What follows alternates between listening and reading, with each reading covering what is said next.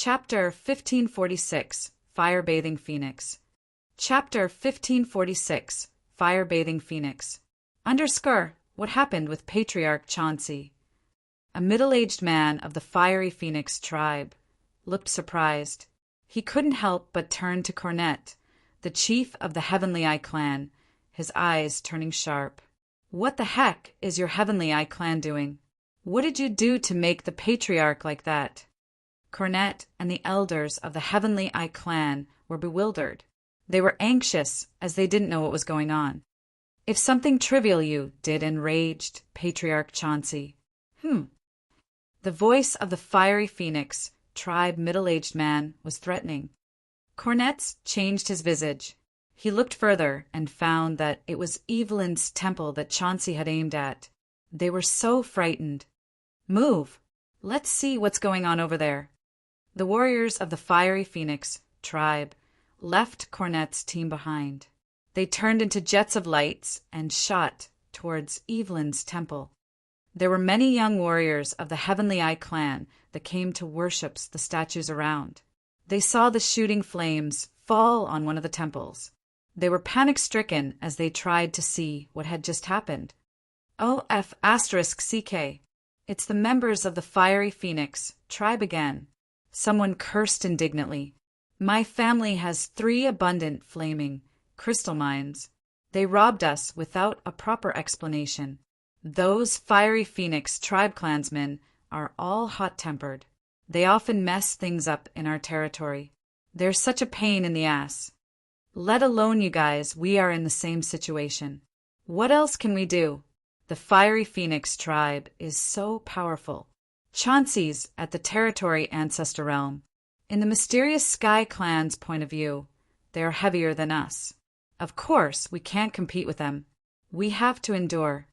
Sigh, we have to be patient all the time. Those members of the fiery Phoenix tribe are too haughty. They've claimed our mines and even asked us to find the mine slaves for them. If it continues that way, it will be even worse than before. The fiery Phoenix tribe got it done on their own. I think the mysterious Sky clan didn't know that. If we can report it to the key members of the mysterious Sky clan, I think we can subside the fiery Phoenix tribe's effects. There is no use. The mysterious Sky clan will only consider the fiery Phoenix tribe's voice. They don't care about us. They have the territory ancestor, so the mysterious Sky clan has to give them face. What do we have? It's unimaginable that we can be dependent on the mysterious Sky clan. What could we ask for me? Many members of the fiery Phoenix tribe turned into jets of flames and landed on the Holy Land. Seeing them, the warriors of the mysterious Sky clan cursed under their breath. Dirty mouths! Right at this moment came a smirk from a member of the fiery Phoenix tribe from a jet of fire. The red-orange flames, like fireballs, fell from the sky and exploded right in the middle of the clamoring crowd. The young warriors of the Heavenly Eye clan were charred and wounded. Damn!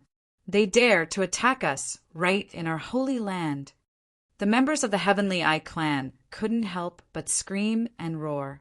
The disciples of the Big Elders wanted to counterattack. At this moment, Corner, the chief of the Heavenly Eye clan, landed and rolled his eyes at them. They then shut their mouths and stopped acting rashly in front of the chief. However, their outrageous eyes were still fixed on one fiery Phoenix tribe warrior, a haughty young man at the incipient god realm and with long red hair. He was Chauncey's apprentice called Hong Fei, who belonged to the aristocratic class of the fiery Phoenix tribe. Hong Fei hovered in the air and looked down on the young warriors of the Heavenly Eye clan while smirking. After Corner came to Hong Fei, he shouted at his fellows and smiled to calm Hong Fei down. Hong Fei laughed loudly and swung his hands. He didn't even give Cornet face, walking directly to the temple Chauncey had landed. He ditched Corner at his spot. Cornet's face turned from pale to white as he tried to suppress his anger. He rolled his eyes at his fellows and left hurriedly. The members of the Heavenly Eye clan under Hong Fei's attack were so outraged. They felt so humiliated. Hong Fei, disdaining their chief, made them more irritated than when their bodies got hurt. He was looking down on their entire race. Shortly after, Cornet and the elders of the Heavenly Eye clan, Hong Fei and the warriors of the Fiery Phoenix tribe had gathered by Evelyn's temple. At this moment, Chauncey's eyes were so hot. He was holding a flaming crystal with both hands, his body shaking in excitement. The elders of the Heavenly Eye clan, including Evelyn's, Masha and Adams, grimaced. They looked at Chauncey indignantly. "Master, it's mine." Lilia mumbled and rolled her eyes at Chauncey of the Fiery Phoenix tribe. "This old man doesn't know what's right or wrong. He didn't say anything and just snatched my thing. Why is he so arrogant?" Chauncey had suddenly landed in front of Evelyn's, Masha, and Adams and snatched the flaming crystal gifted by Xiao. Then he ignored the questions from Evelyn's team and remained completely absorbed in the fire-bathing phoenix inside the crystal. He didn't even bat his eyes at Evelyn's team. Hong Fei and the members of the Fiery Phoenix tribe saw Chauncey hold the flaming crystal with both hands and mumble to himself.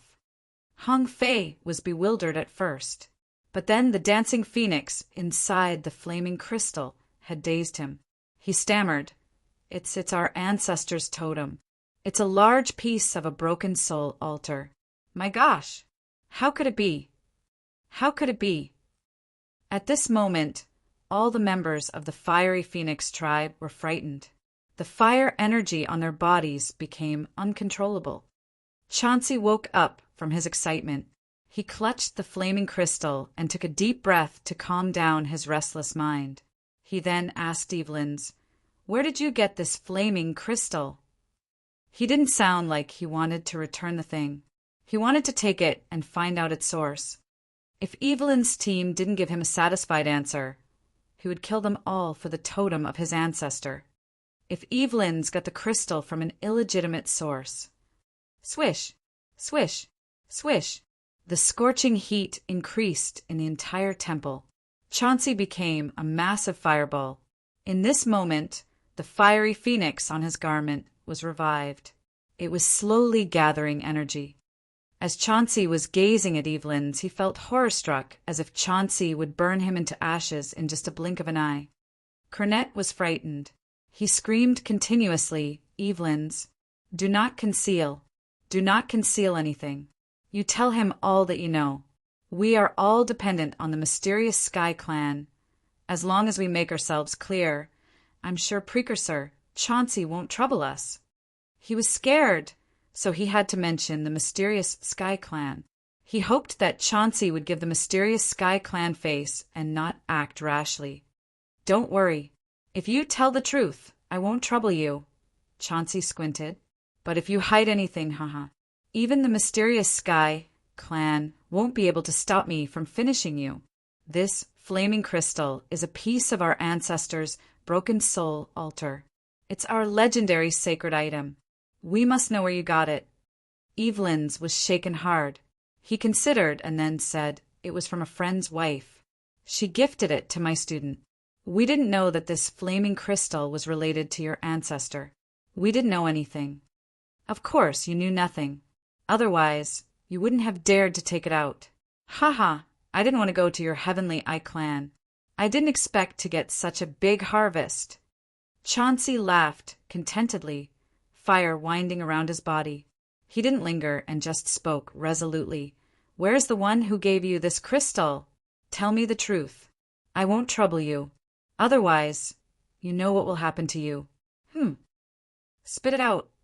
Cornet was so restless, as if he had a flame burning his heart. He was afraid that Chauncey would spray his flame of anger at the entire Heavenly Eye clan. Seeing Evelyn's hesitate, he urged, "You don't want to put our clan in danger, do you? Evelyn's, for your teacher's sake, tell us the truth."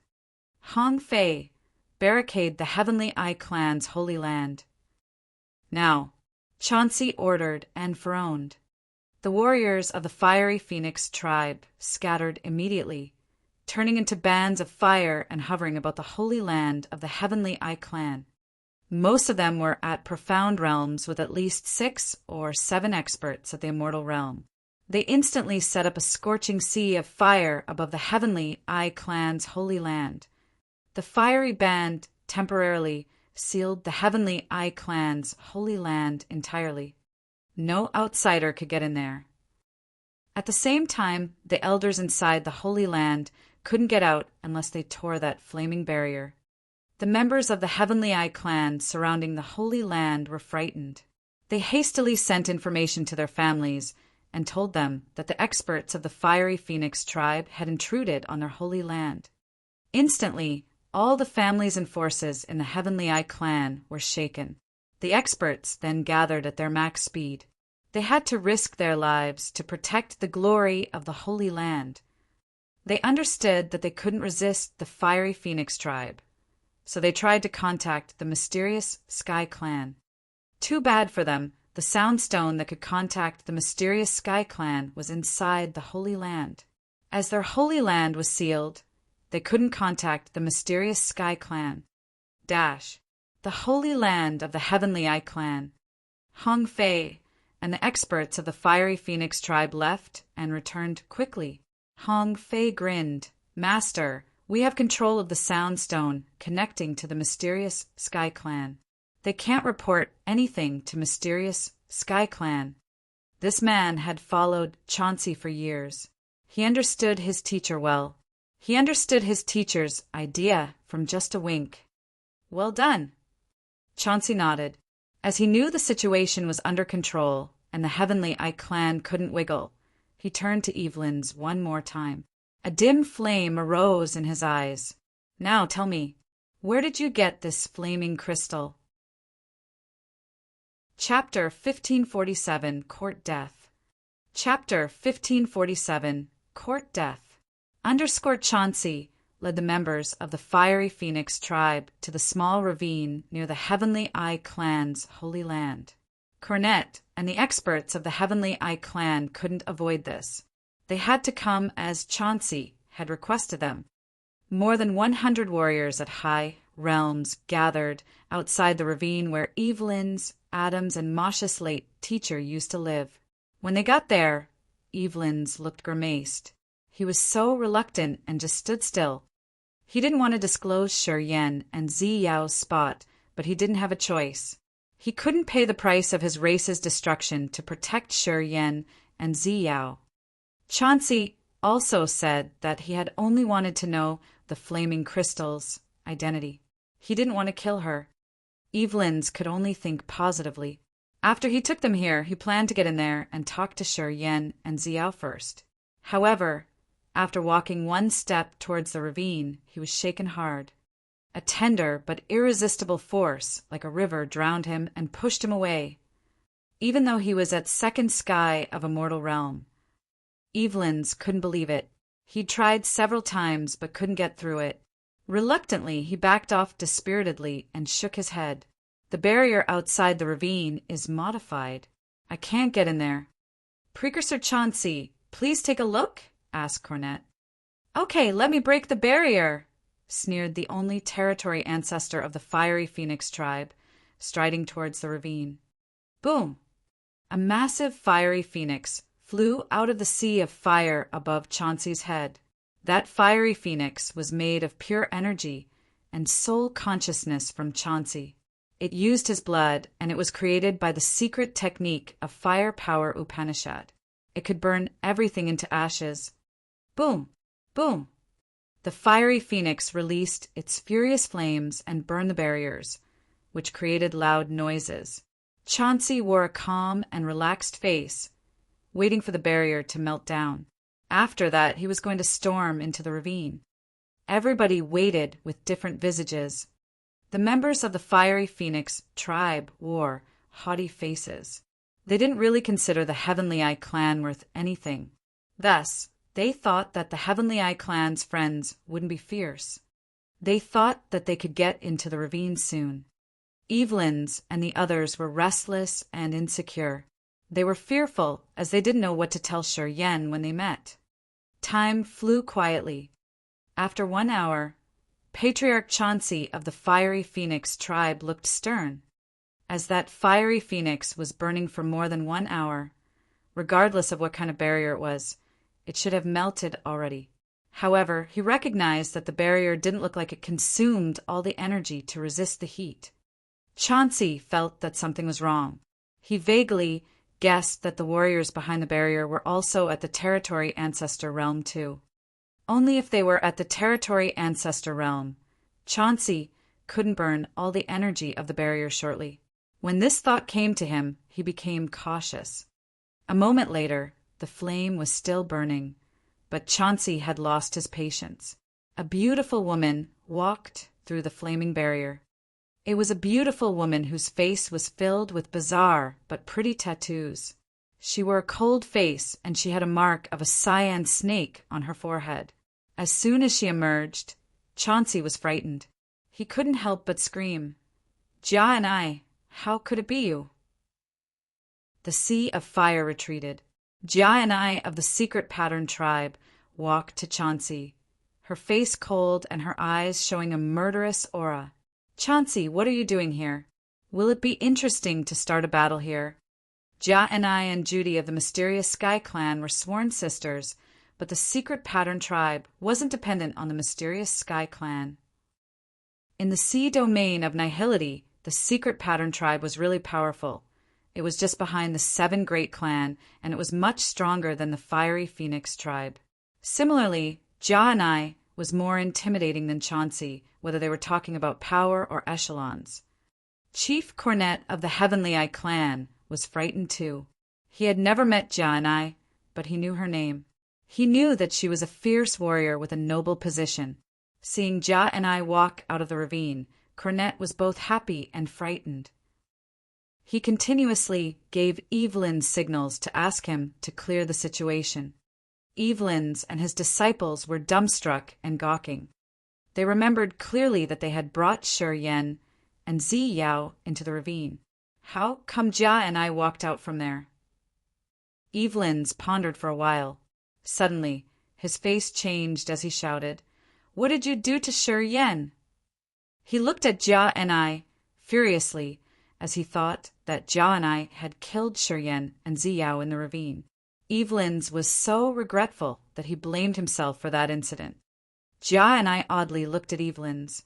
She curled her lips, but said nothing.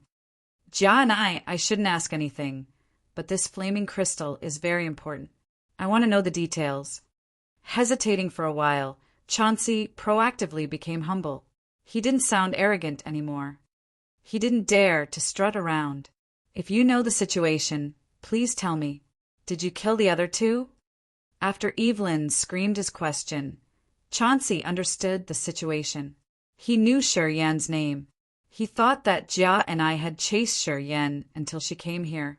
He thought that because she walked out alone, she might have killed Shi Yen and the other. No matter what, Ja and I was famous due to her Territory Ancestor Realm. Perhaps her competence was one level higher than his. Ja and I looked at Chauncey and said, "For Judy's sake, I suggest that you give back the flaming crystal to that little girl and take your team out of Musing Rain territory as quickly as possible. You shouldn't concern yourself with that crystal anymore." Hearing her, all the members of the Fiery Phoenix tribe discolored in fear. Chauncey's face gradually darkened as he snorted. "Ja and I humbled myself. You shouldn't disdain me. Do you think I'm afraid of you? Even if we have to fight, I'm not scared. You think you can kill me?" As they were both at the Territory Ancestor Realm and Chauncey was slightly weaker, he didn't think that Ja and I could defeat him. He thought that Ja and I deliberately threatened him, which had enraged him. "You think I'm threatening you?" Ja and I smiled. The cyan snake mark on her forehead twitched strangely. "You mean we're good?" snorted Chauncey. Ja and I didn't want to explain further. She turned to look at the ravine behind her as she said, "The barrier is lifted. If you want to get in, I won't stop you. I just hope that you can think clearly whether you want to get in there or not." "Why wouldn't I?" Chauncey was confident.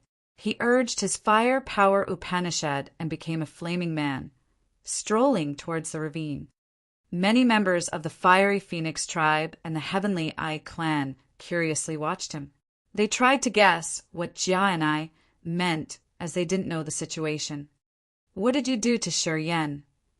Evelyn's shouted at Jia and I. Jia and I glanced at him, her face bitter. What could I do to him? Evelyn's was surprised and screamed. You're at first sky of territory, ancestor realm. How could you not do anything to him? Is he stronger than you? As people were very surprised, Chauncey walked into the ravine and Jia and I stayed outside.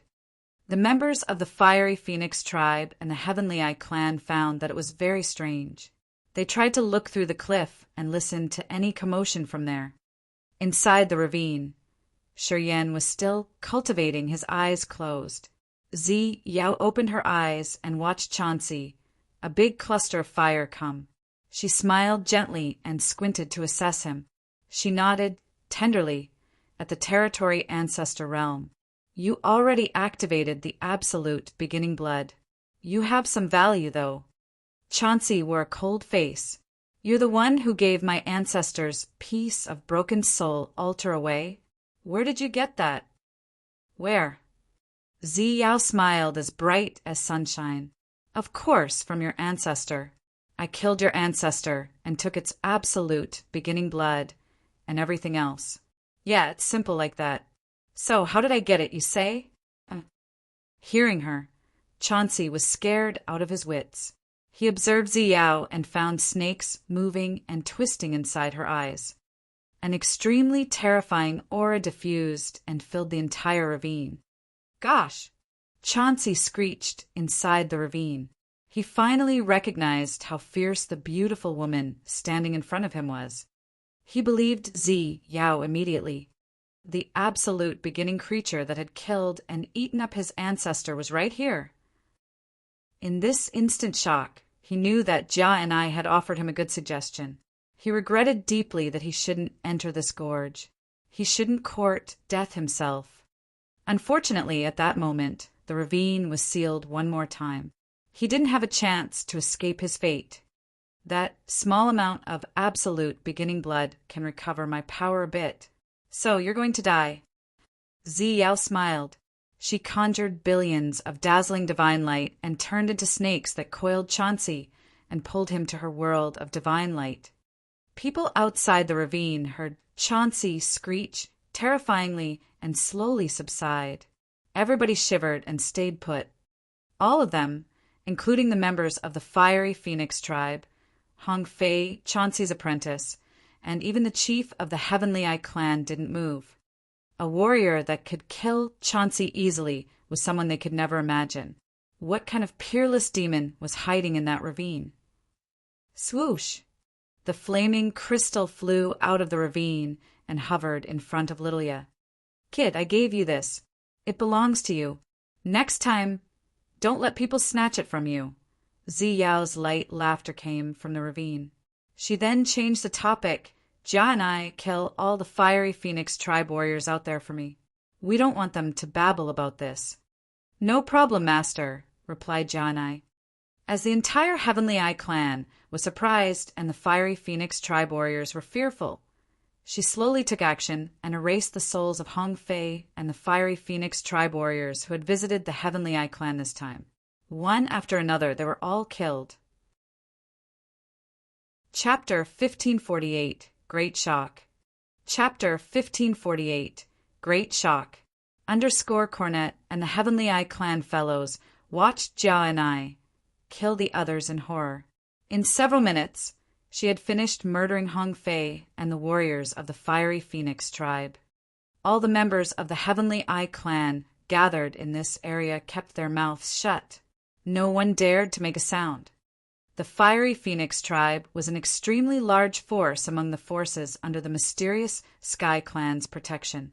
Compared to the Heavenly Eye clan, they were much more tremendous.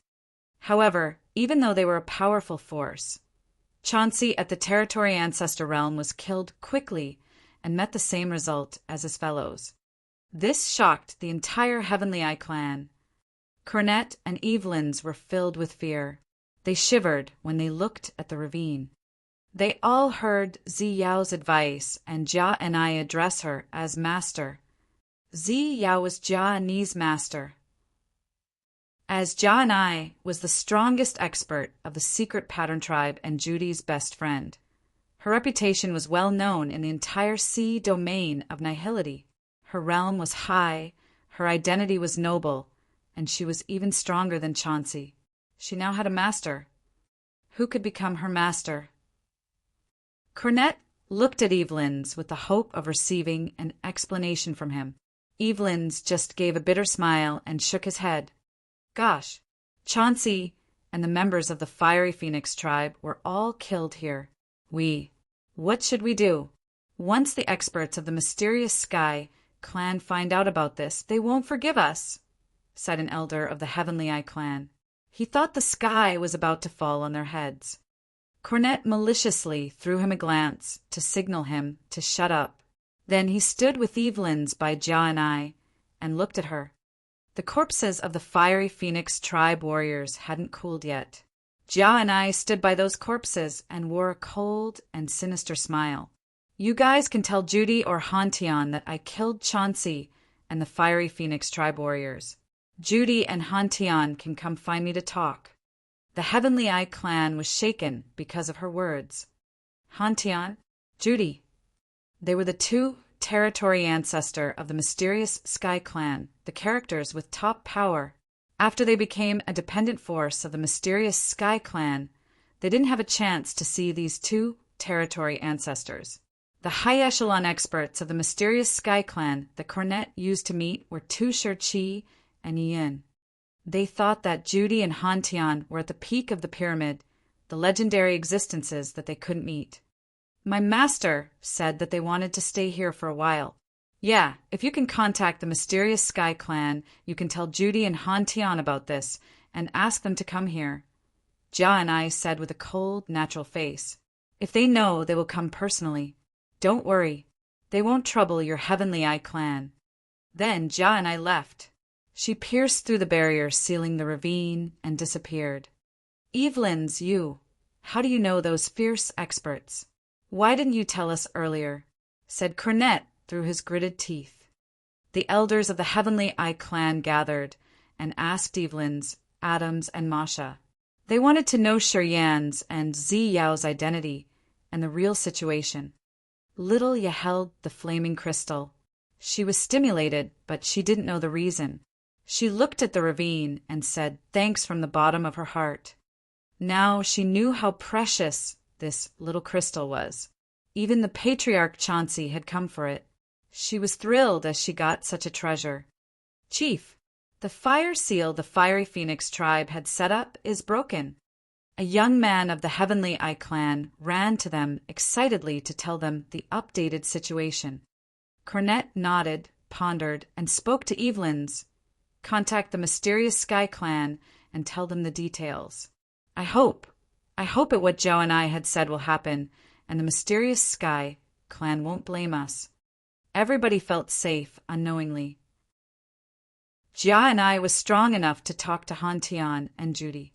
Moreover, her mysterious master could make Hantian and Judy neglect Chauncey's death, which prevented them from punishing the Heavenly Eye clan.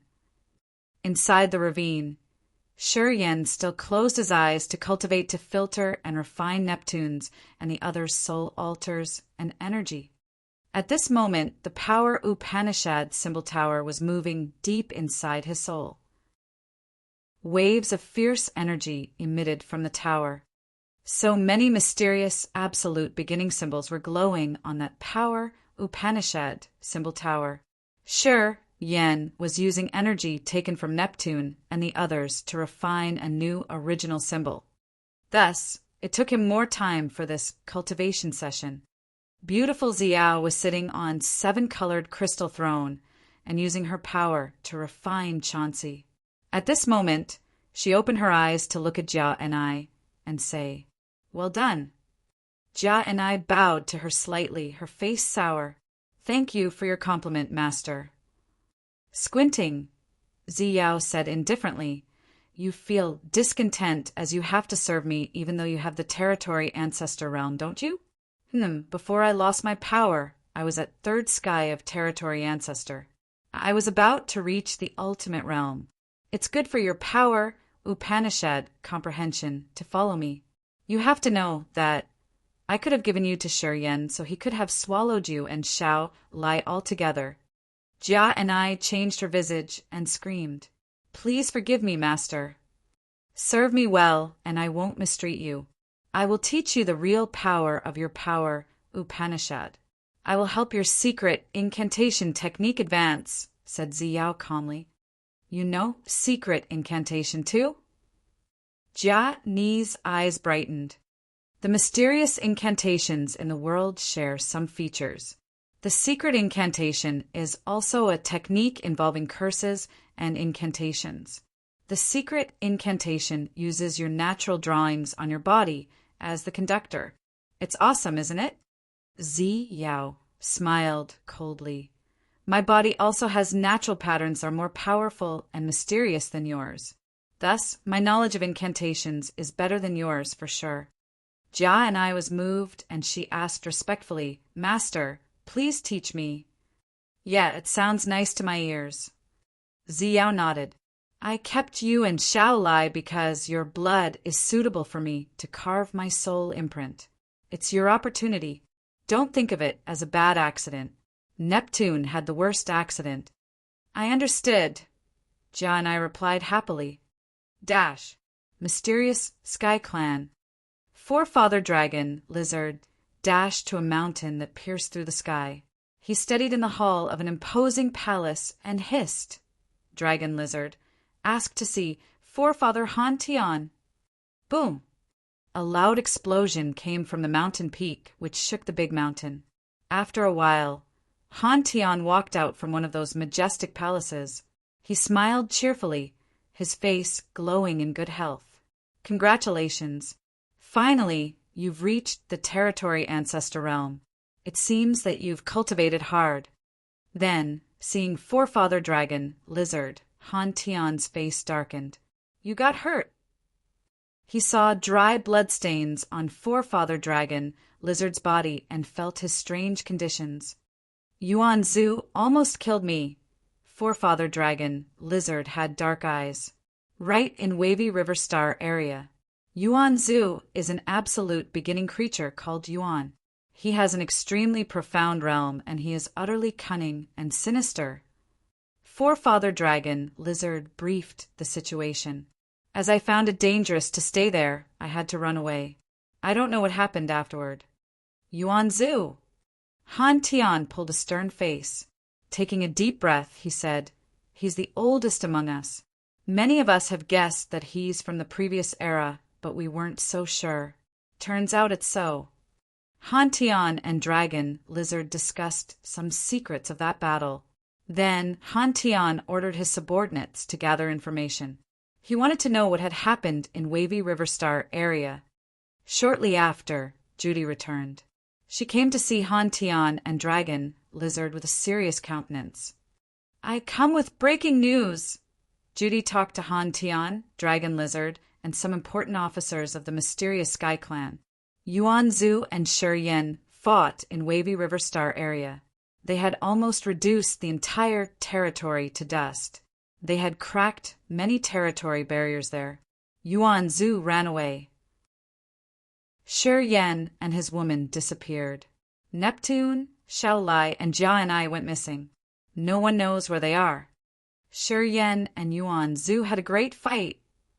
Han Tian couldn't understand it. He could fight Yuan Zhu? Yuan Zhu is at third sky of territory ancestor realm. It's true. I don't understand why Shuryen suddenly became so fierce, said Judy with a forced smile. Strange. It's really strange. It should be something else. Unfortunately, all the participants are missing. We don't know the actual situation. Han Tian got a headache. While they were bewildered, Tu Shih and Yin came quickly. Tu Shih flew fast and shouted from a distance, his face strangely worried. The Heavenly Eye Clan sent important news. Heavenly Eye Clan. Han Tian looked puzzled. A small race that depends on us. Tu Shih wanted to give Shuryen face, so we've accepted them. At this moment, the Fiery Phoenix tribe controls them. We rarely ask about their situations, said an elder. Since he knew that Han Tian wouldn't mind a small clan like the Heavenly Eye clan, he had to provide more details. What's the news? Judy asked coldly. Shi Yen and Jia and I are in musing Rain Star area of the Heavenly Eye clan. They're in the Holy Land of the Heavenly Eye clan, and the woman is called Ziyao.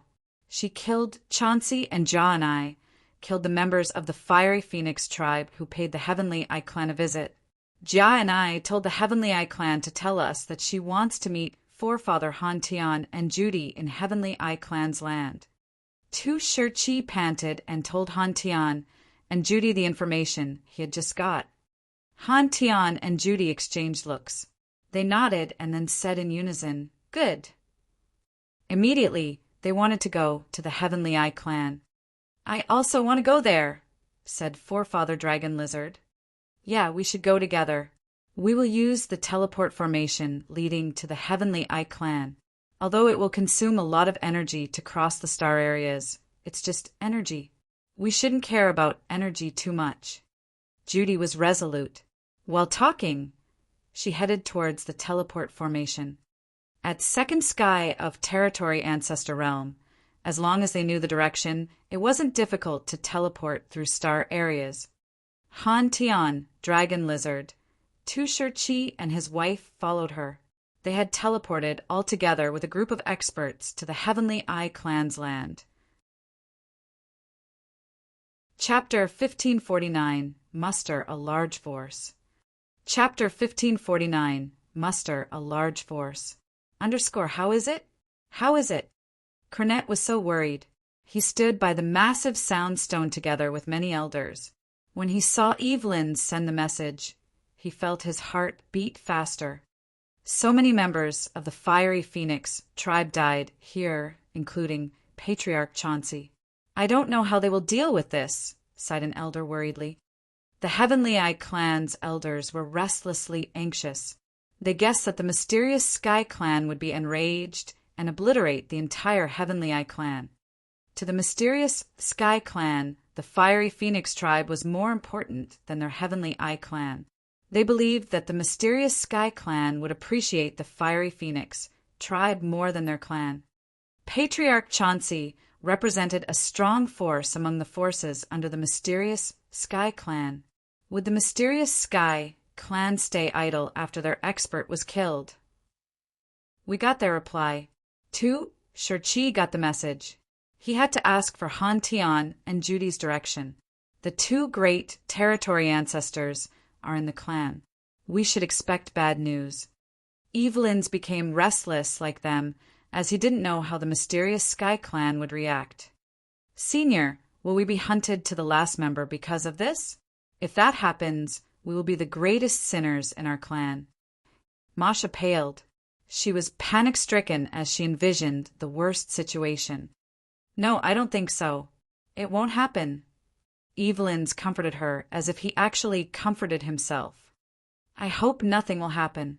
I hope Ja and I can bring us luck. As she and Judy are sworn sisters, they should have a good relationship, said Cornet.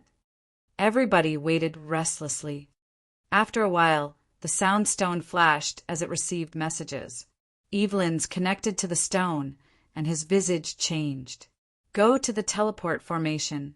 Forefather Han Tian and Judy will come to our star directly. They may take the elders of the mysterious Sky clan with them too.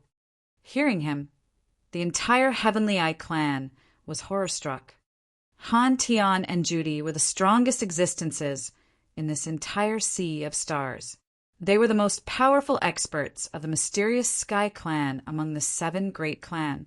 Even the mysterious Sky clan members couldn't have many chances to see them. And today they had mustered a large force to come to the Heavenly Eye clan for what? At this moment, they couldn't really think. They just moved towards the teleport formation that linked the Heavenly Eye clan and the mysterious Sky clan. Generally, every race that came to be dependent on the mysterious Sky clan had to sign the treaty, which regulated that they had to establish the teleport formation to the Heavenly Eye clan. However, it was a one-way formation. The mysterious Sky Clan could use the formation to enter the dependent race's territory, but the dependent race couldn't enter the mysterious Sky Clan's land through that formation. It was the gap between their position and power. In the sea domain of nihility, this operation was acceptable. Shortly after, the experts of the Heavenly Eye Clan gathered by that teleport formation to welcome Judy and Han Tian of the mysterious Sky Clan. They watched the formation, their faces complicated and anxious. They were afraid that Han Tian and Judy would massacre their clan as soon as they arrived. However, they understood that if Han Tian and Judy had such a plan, no matter how hard they tried, they were still going to be hunted to the last member. The Heavenly Eye Clan didn't have an expert strong enough to resist Judy and Han Tian. No one could battle even one of them. They could only receive their punishment. The teleport formation was powered by piles of divine crystals. After they had arrived for a while, a terrifying power that could tear the voice emitted from the formation. That fierce power terrified them all. They instinctively moved away from that formation. All of a sudden, dazzling halos radiated from the teleport formation. As the Heavenly Eye Clan warriors were dazzled, the experts walked out one after another from the formation. Cornet tried to suppress the pain in his eyes and yelled, "Welcome, Forefather Han Tian and Judy!" "Welcome! Welcome!" The members of the Heavenly Eye Clan shouted together and showed their most humble faces with the hope of making a good impression to the others. The halos slowly vanished and left Han Tian, Judy, and Dragon Lizard. Han Tian scanned through the entire members of the Heavenly Eye Clan and shook his head inwardly. There was no member of the Heavenly Eye Clan that could catch his attention. Then he stopped at Lilia and closed his eyes to sense for a while. "You have a good gemstone. It contains tremendous fire energy. Kid, you got lucky."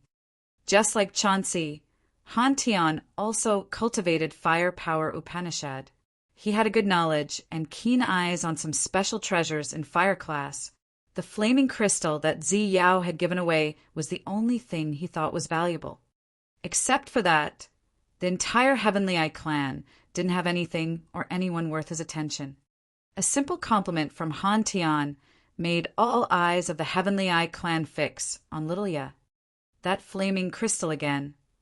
Everybody wore strange faces. Chauncey had threatened them because of that crystal. And now, as soon as Forefather Han Tian came, the first thing he talked about was also about that crystal. How precious was it actually? Precursor Chauncey and the members of the Fiery Phoenix tribe died because of that flaming crystal. Cornet didn't dare to conceal anything. He explained the incident in detail. He didn't dare to miss even the small things. He hoped that his sincerity would make Han Tian's team show mercy. Han Tian and the others had their eyes brighten as they listened to Cornet. Sometimes they shot meaningful looks to Lilia. After a while, Han Tian grinned and said, "I think I know the reason." He shot Forefather Dragon Lizard a look. Forefather Dragon Lizard nodded and said, "Her coup was successful. At this moment, she's one of the absolute beginning creatures. This girlfriend of Shi Yan is much stronger than Yuan Zhu the Ear." He was one of the witnesses of the battle between Zi Yao and Hui, but he didn't know the result. And now, he knew Zi Yao had succeeded from Cornet's information. Her soul clone had replaced the host's soul and absorbed all of Huey's memories and power. No wonder Chauncey died. As he messed with the one he shouldn't have, he had to face his consequences. Han Tian laughed loudly as if he didn't think Chauncey's death mattered. Hearing him, the Heavenly Eye Clan members' edgy nerves were relaxed. Only Forefather Dragon Lizard understood that currently Shi Yan and Zi Yao were much more important than Chauncey. As long as Han Tian and Judy weren't foolish, they weren't going to challenge Shi Yan and Zi Yao to sink in endless trouble. Previously, when Forefather Dragon Lizard and Shi Yan met in the Sea of Annihilation and Farrell had reported it to Judy, Judy had shown that the mysterious Sky Clan wasn't really concerned about Ling Mei. At that time, Judy had said that she hoped Forefather Dragon Lizard would befriend with Shiryen. Forefather Dragon Lizard wasn't dumb. He knew what the mysterious Sky Clan wanted. It has been a long time since I last met Jiao and I. It's good to see her and chat for a while. Judy smiled friendly and walked directly towards that ravine. Finally, Evelyn's and the other two could exhale in relief. As they saw Han Tian and Judy's attitudes, they could confirm that they wouldn't take revenge on the Heavenly Eye clan or kill them all. Right after that, Cornet and the members of the Heavenly Eye clan used their most respectful manners to lead Han Tian, Judy, and the others to the gorge. On the way, Han Tian and Judy had used their souls to discuss for a while. They came to an agreement at the end. The ravine's entrance. Xiao Lai of the Heavenly Craftsman clan and Jia and I of the Secret Pattern tribe were there. The two of them had the snake mark on their foreheads. They didn't change their countenances when they saw Han Tian and Judy come personally. Seeing the snake totem on Xiao Lai's and Jia Ni's foreheads, Han Tian and Judy understood the situation. They didn't dare to act haughty. Judy smiled gently from a distance. Jia and I, why are you here? Oh, Grandmaster Xiao Lai, you're here too. It's really interesting. Judy, you're getting younger. Well, I think you've made up your mind on this. Jia and I smiled at her and said, You, Han Tian, and Dragon Lizard get in there. The others stay outside. There's something that the juniors shouldn't know. What do you think? No problem, Judy beamed and said. Only I, Han Tian, and Dragon Lizard will go in. The others should stay outside. No one is allowed to say a word about things in the Heavenly Eye clan this time. The members of the mysterious Sky clan following them here pulled stern faces as they seriously memorized what Judy said. Right after that, as the warriors of the mysterious Sky clan and the Heavenly Eye clan were dazed, Han Tian, Dragon Lizard, and Judy followed Xiao Lai, Jia and I to the ravine. Inside the ravine, Shiryen, who had his eyes closed for a long time, opened his eyes and got up with a faint smile. Greetings, Precursor Han Tian and Precursor Judy. I have something that I want to tell you. That's why I asked you to come here. Please don't mind that. I used to talk to your teacher. He had stayed in the sea domain of nihility for a while before returning to desolate territory. I couldn't believe that he was gone. However, he raised a formidable apprentice like you. Yeah, he's worthy of his reputation as bloodthirsty. Han Tian guffawed and said straightforwardly, You shouldn't mind my good-for-nothing junior Lingmei. I hope it won't be a knot between us. It won't, Shiryen shook his head calmly. It has been a long time. Oh, how about this lady? Judy observed Ziyao, hesitating for a while. She spoke with a junior etiquette. It's our honor to meet the expert of the previous generation. I'm really glad. Ziyao smiled and gave her a slight nod. You, little girl, do know how to talk sweetly. I know you're very interested in the Power Upanishad symbol tower. I won't fish in troubled waters. Yeah, if you gather enough energy or materials, I can help you refine an original symbol. Shiryen was frank and direct. Of course, I won't do it for free. I will ask you to help me with something. When he mentioned the original symbol, Han Tian and Forefather Dragon Lizard's eyes brightened. They all looked eager and waited for Shiryen to state his conditions. Forefather Dragon Lizard said directly, Even without the original symbol, I'm always willing to help you. If it wasn't for you, I would have died in Wavy River territory. Then he shot Ziyao a fearful look. You know it's not me. You don't have to be afraid of me any more, smiled Ziyao. Dragon Lizard nodded. I understand. However, it's carved deep in my mind. When I see you, I haven't gotten used to it yet. Chapter 1550, A New Original Symbol. Chapter 1550, A New Original Symbol. Underscore, what are your conditions? Judy pulled a stern face and calmly looked at Shiryen, waiting for his requests. The absolute beginning original symbol was extremely important to experts at their realm. An original symbol could help them see the most essence of their power Upanishad and provide them with a supernatural ability. Having an original symbol helped them enter a brand new realm. Whether it was Judy or Han Tian, they had a big desire for the original symbol. As Sher Yen agreed to offer conditions with them, they considered it as a positive sign already. Because Sher Yen had more choices, he could choose the Whitebone clan, the Phantom clan, or other races.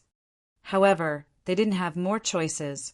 Only Sher Yen had the power Upanishad symbol tower. Moreover, with his and Zi Yao's current competence, they couldn't rob them. Thus, they had to negotiate with him. Sher Yen gave Zi Yao a look. She smiled, nodded, and said to Judy, "The condition is to help me find the absolute beginning blood crystal and the dark energy crystal. I think you know these two kinds of crystals. The mysterious Sky Clan should have some, I assume. Or you at least know where to find them." Listening to her, Han Tian and Judy looked surprised. It seemed like it was a hard matter for them. They, of course, knew the absolute beginning blood crystal and the dark energy crystal.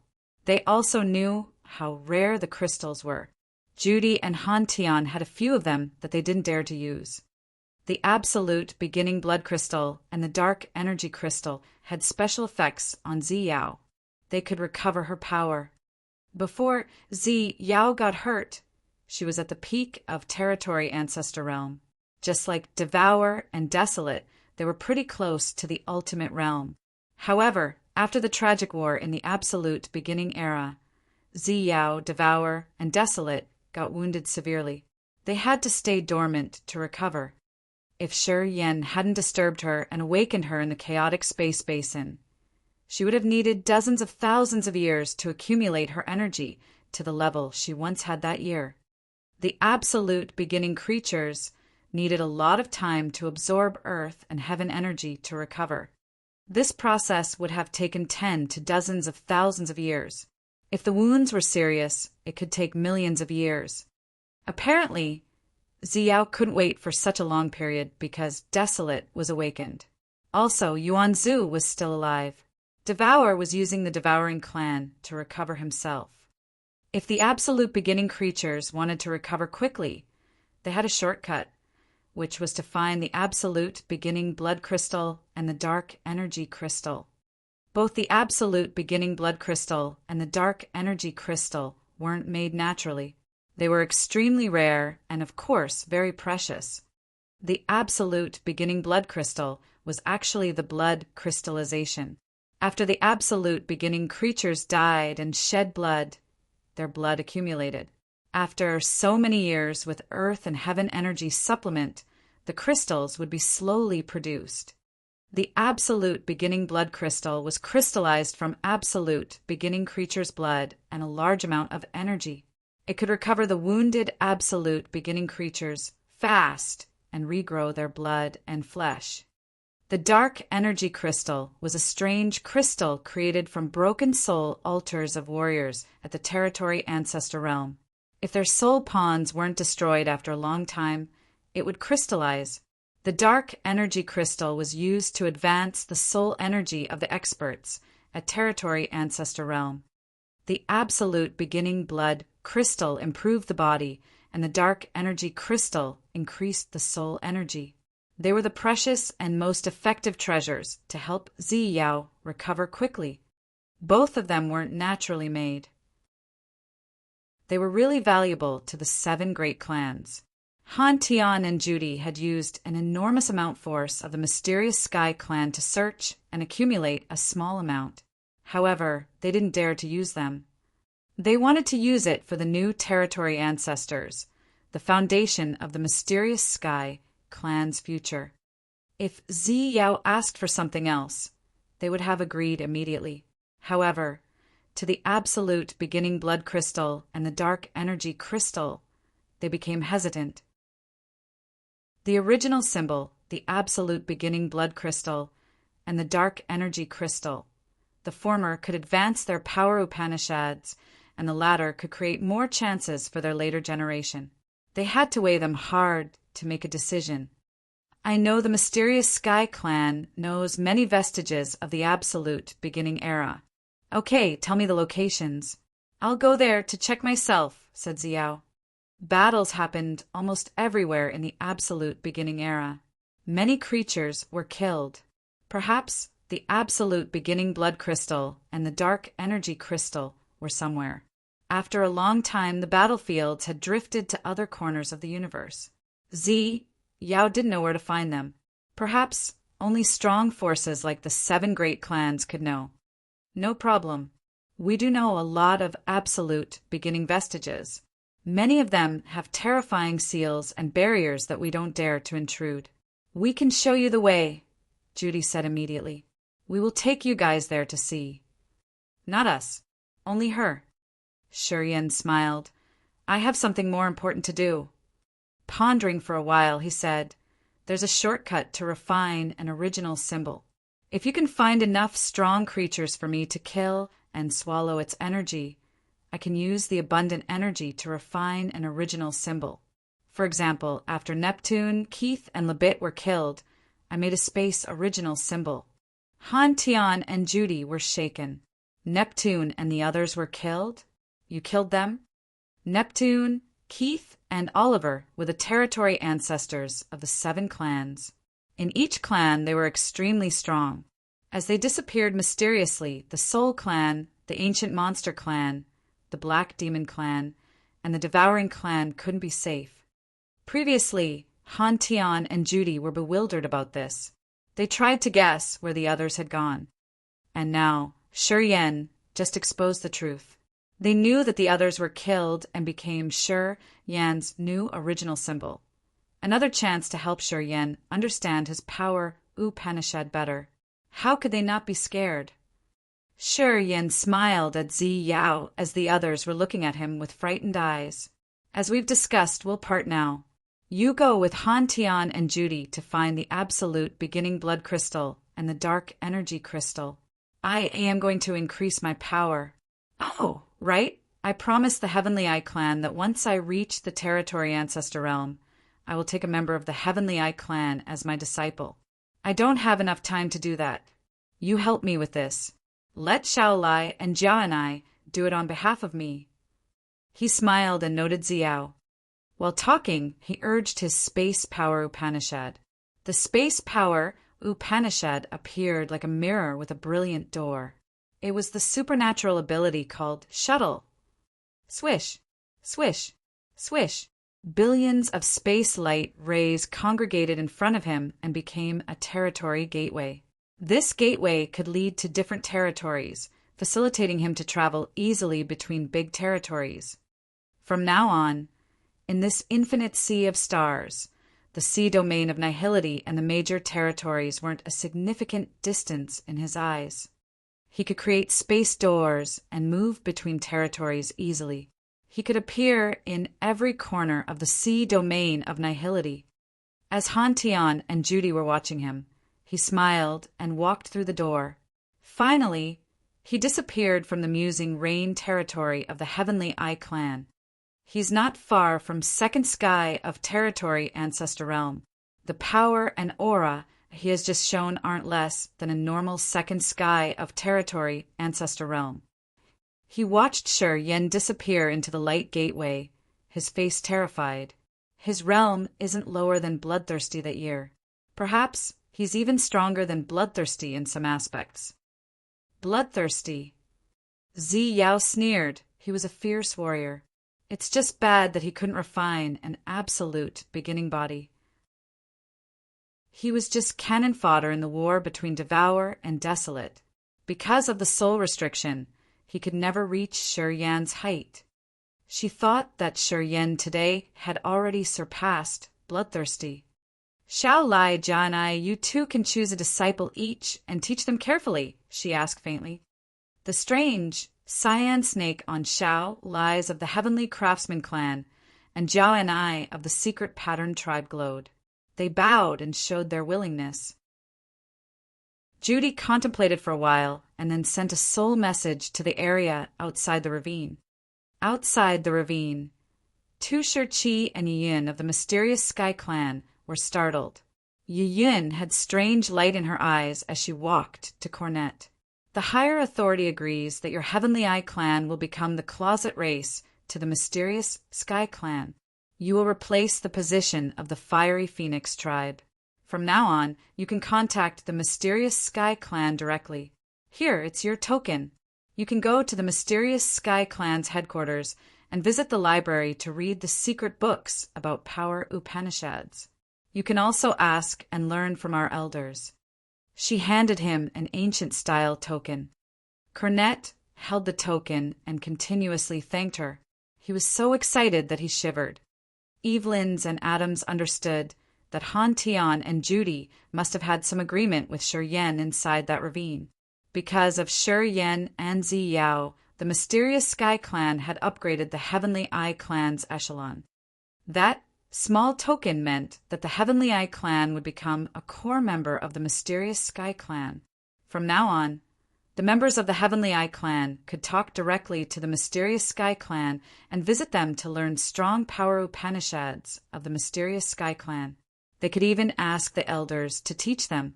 Just a moment ago, all of these favors were unimaginable to them. The Heavenly Eye clan would thrive with this foundation. In the next 10,000 years, the Heavenly Eye clan would grow quickly and continuously. I am Shaolai. I'm searching for a disciple among the fellows of the Heavenly Eye clan. On behalf of Shi Yan, I will teach that fellow to fulfill Shi Yan's promise to your clan. You can't cultivate my power Upanishad, but I have a great enough understanding of power Upanishads to teach you guys. I will choose one disciple too. I will teach you the essence of powers, said Zhao and I. They walked out of the ravine and stood in front of the mysterious Sky clan and the Heavenly Eye clan to find a suitable apprentice. Evelyn's, Adams, and Masha were thrilled. They kneeled down and bowed towards the ravine to show their gratitude to Shi Yan. Unfortunately, they didn't know that Shi Yan had left the ravine and disappeared from this territory. Chapter 1551 Sweep Away Many Clans. Chapter 1551 Sweep Away Many Clans. Underscore Soul Clan's territory in Sea Domain of Nihility. A brilliant light door suddenly emerged above the cities of the Soul Clan. After a while, that light door materialized. A man walked out of that door.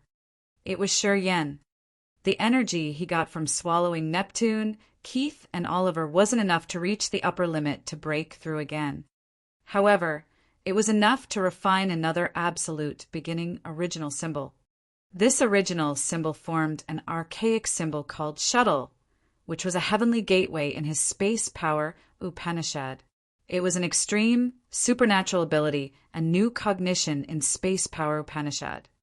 With the shuttle, he could use his sharp sense to grasp the locations of so many territories. He could use his space energy to link to them and create a gateway that he could use freely. He had used this newly achieved supernatural ability to get to the Soul Clan's base deep in the sea domain of Nihility from using Rain territory. His purpose was simple: slaughter to take lives and soul altars of the Soul Clan warriors to feed his soul energy and increase his god power to enter second sky of territory ancestor realm faster. Shi Yan had discussed with Zi Yao about the absolute beginning era and the absolute beginning gateway for a long time. They tacitly understood that they had to increase their power to get to the entrance of the absolute beginning gateway together. The absolute beginning gateway hid the ultimate secret of the earth and heaven at their very beginning. It had the deepest imprint of the great path. Rumors say that the way and the direction to cultivate after the territory ancestor realm was behind that door. According to the rumors, absolute beginning was the last realm after territory ancestor realm. At that realm, the expert would have formidable powers that could create the universe from thin air using his imagination. Absolute beginning creatures had slaughtered each other to reach absolute beginning realm.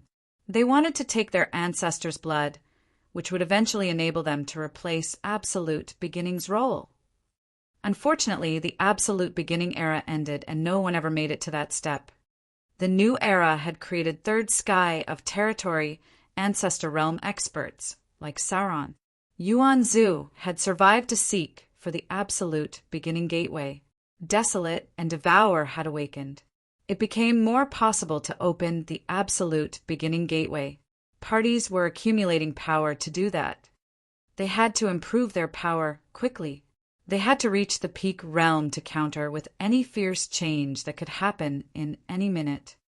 Thus, he had to do that at all costs. The Soul Clan, Devouring Clan, Ancient Monster Clan, and Black Demon Clan were the 4 strongest races in this time. When he was in the sea domain of nihility, they had chased him around to kill him. They never wanted to leave him alone. They wanted to kill him to take the power Upanishad, symbol tower. Time flew quickly. It had been 100 years, and the 4 great clans were still strong. However, Shi Yan wasn't a weak warrior who they could bully. Using lives of the 4 races in the sea domain of nihility could help him accumulate energy quickly. It was his priority now. The Soul Clan was his first stop. Hovering above the territory of the Soul Clan, he quieted down for a long moment. All of a sudden, he roared and transformed to his absolute beginning body, the ferocious giant whose head touched the sky. A terrifying energy that could smash the entire world emitted instantly and shadowed the heart of each Soul Clan warriors, hovering in each corner of the sky. The massive black holes appeared above the territory of the Soul Clan like massive demon mouths. The energy that diffused from them was earth-destroying. Soul control, death, corrosion, and dark power Upanishad appeared as the islands hovering in the sky of the Soul Clan.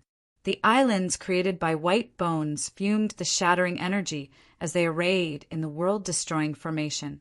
Shi Yan stood among the islands and listened to the terrified screams of the Soul Clan warriors. He roared and howled. Neptune pursued me for the power Upanishad, symbol tower. The Soul Clan wanted my head with big rewards. Today, I'm here to see who can take the head off my neck. Boom! Countless massive asteroids fell from the void. Tens of thousands of them, like seething sea, bombarded the Soul Clan's territory under the star power Upanishad's control. Flaming meteors. The Co-Soul used the power Upanishad's ability and the heaven flame to cast an attack. Flames moved like a flowing river of red iron and fell from the sky. Destructive power. Curtain of darkness. Desperate heart. Shi Yan screamed continuously. His evil energies were like earth-shattering tornadoes that stormed towards the Soul Clan's territory. Masses of darkness landed and swallowed all the lights. Under the power of despair, each member of the Soul Clan was so hopeless and fearful. They had no hope. The Soul Clan had been haughtily swaggering around the sea domain of nihility and the other territories. They never thought that one day a brute like Shi Yan could break the protection of the Soul Clan's territory to massacre the Soul Clan warriors. The 8 great evil powers, space, star, fire, and life were controlled smoothly and skillfully. Members of the Soul Clan fell one after another. However, the members of the Soul Clan below King God realm magically survived the savage, ruthless destruction.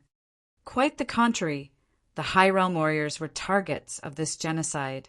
Warriors at Original God Realm, Ethereal God Realm, Incipient God Realm, and Immortal Realm were attacked by evil energies in the sky.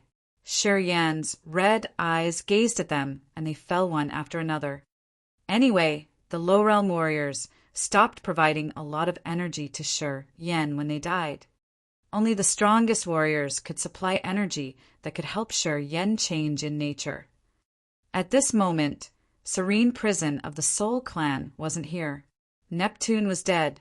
They still had another territory ancestor, but he had gone to empty land and left no territory ancestor to protect the clan.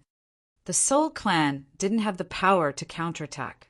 They passively endured Shi Yan's slaughter. The current era had a long history of millions of years. The 7 great clans had to accumulate for a long time to get to their current foundation and power in the Sea of Stars. No one dared to massacre people in the territories of the 7 clans. Never before. Today it was the first time in history. Just like a bloodthirsty demon, Shi Yan landed on the Soul Clan's territories and deployed his bloody washing to the high echelon members of the Soul Clan and swallow them in the end. As the low realm warriors were screaming horribly, Shi Yan's slaughter lasted for several hours before he disappeared strangely. The Black Demon Clan was next, followed by the Ancient Monster Clan and Devouring Clan. Shi Yan didn't spare these 3 clans. He continued his genocide. The situations in the other 3 clans were the same. Their strongest experts weren't present when they attacked. Sauron had invited them to somewhere to discuss something discreetly. They didn't know that their races were slaughtered bloodily. Shi Yan had visited the Black Demon Clan and the Ancient Monster Clan and killed tens of thousands of experts at Ethereal God Realm, Incipient God Realm, and Immortal Realm. Eventually, he went to Devouring Clan. In that dark world, he had slaughtered the members of the Devouring Clan and used the devouring power Upanishad, eating up each warrior. The Devouring Clan's headquarters had a deep sea where a secret place was hidden. Devour was cultivating there. Shi Yan, slaughtering the Devouring Clan, had awakened Devour. He was very furious indeed. Devour raised a massive abyss to cover the land. However, as soon as he came, he found flashes from a light door. Shi Yan slowly disappeared through that door. The land of the Devouring Clan was left with countless corpses, asteroids, and countless flaming holes. Shortly after, Shi Yan damaged the Devouring Clan and used the supernatural ability of space power Upanishad to leave before Devour came. Devour roared and hissed crazily, looking at the corpses of his fellows. His anger seemed to pierce through barriers and enter the depths of Shi Yan's soul. Wait for me to make the next breakthrough. You will be my target. Shi Yan's soul energy came from nowhere and hovered in the void above the Devouring Clan and in Devour's mind. In his black hole form, Devour felt Shi Yan's soul message, which enraged him furthermore. At this moment, he found that his resentment for Shi Yan had surpassed what he had for Desolate. A light door emerged on the land of the Phantom Clan. Shi Yan slowly walked out and went to the Phantom Clan's holy land. He appeared from thin air above this very land. Releasing the soul consciousness, he found Meiji shortly after. After a thought, he appeared by Meiji's palace. Shi Yan. Meiji was so happy.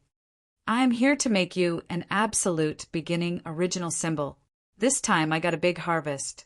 When I finish absorbing them, I can try to reach second sky of territory ancestor realm. I think I can also refine 1 or 2 original symbols. Shi Yan told her his purpose directly. Is Montesi here?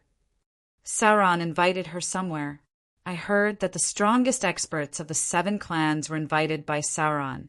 Meiji explained, her eyes bright. You said you got a big harvest. How was it? I heard that you had a big fight with Yuan Zhu in Wavy River Star area, but I don't know the details. Did you know that I've just been to the Soul Clan, Black Demon Clan, Devouring Clan, and Ancient Monster Clan? Shi Yan grinned. No, I haven't received any news. Meiji shook her head. I think you will be busy soon when you receive information of the bloody massacre in their homelands. Although those areas didn't gather all the members of the 4 clans, there is no doubt that most of their experts cultivated there. I've offended them all. Later on it will be extremely deadly, said Shi Yan without actual concern. Meiji discolored in fear. You had massacred the homelands of all 4 clans? Gosh, did you do that? She couldn't believe it. What they gave me, I will repay the same. Shi Yan's face was cold and heartless as he spoke indifferently. It's almost impossible for the top warriors of the 4 clans to kill me. I'm sure I won't lose, even if I have to fight alone. What is there to be afraid of? After I refine the energy I got this time, I will reach second sky of territory ancestor realm. Serene Prison, Beverly, and Edgar can't kill me even if they join hands. His confidence left Mei Ji dumbstruck. She couldn't get a hold of herself. Chapter 1552. The Title of God of Slaughter. Chapter 1552. The Title of God of Slaughter. _ Empty Land.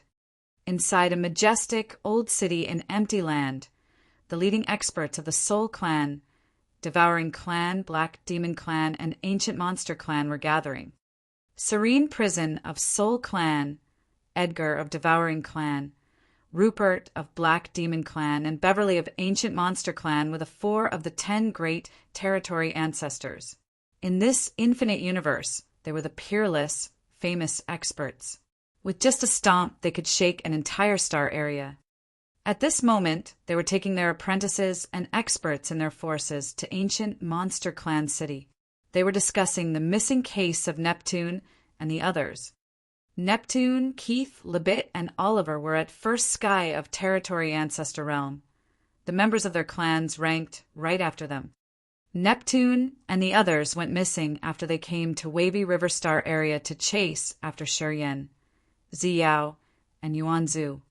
After that battle, the territory barrier of Wavy River Star area was torn. The entire territory was shaken. At the same time, they got no information about Shuryen, Ziyao, and Yuanzhu. Everybody was amazed and tried to guess the details of that battle. Sauron is about to arrive at Empty Land. He invited us to go to the Absolute Beginning Gateway. The Power Upanishad symbol tower in Shuryen's hands is the key to opening the gateway. As long as we get the Power Upanishad symbol tower, I'm sure we can open the Absolute Beginning Gateway. Beverly of the Ancient Monster Clan was still mesmerizing. However, her eyes looked very cold. It's unbelievable that he has the absolute beginning blood and refined the absolute beginning body. He's tougher to deal with now. I don't know where he's hiding. It's not easy to find him. After a while, Montesi and Hero will come. I'm sure that they know Shuryen's location. We will ask them then. Serene Prison smiled, his face relaxed. Would they tell us the truth? Snorted Edgar. Opening the absolute beginning gateway benefits everyone. Montesi and Hero aren't exceptions. They would at least invite Shuryen to go with them, replied Serene Prison with a smile. I know that Sauron has promoted something, so Shuryen could get the absolute beginning body. Don't worry, he definitely has a plan. Mentioning Sauron, the experts looked unnatural. Sauron was at third sky of Territory Ancestor Realm. With a human body, it was really thrilling to know he could cultivate to such a level. It puzzled and somehow humiliated the ones who deemed themselves as the high echelon races. Sauron had initiated the absolute beginning gateway thing. They had just followed him passively, which made the self-important experts like them feel awkward. Swoosh! A water current congregated right amid the 4 experts. As people were so surprised, the water current slowly shaped Yuanzhu's body. This body was somehow between real and an illusion, which was like a bubble in the water that would break when someone touched it. Seeing Yuanzhu's body materialize, the others screamed, "Precursor Yuanzhu! Precursor Yuanzhu! What happened in the battle in Wavy River Star area?"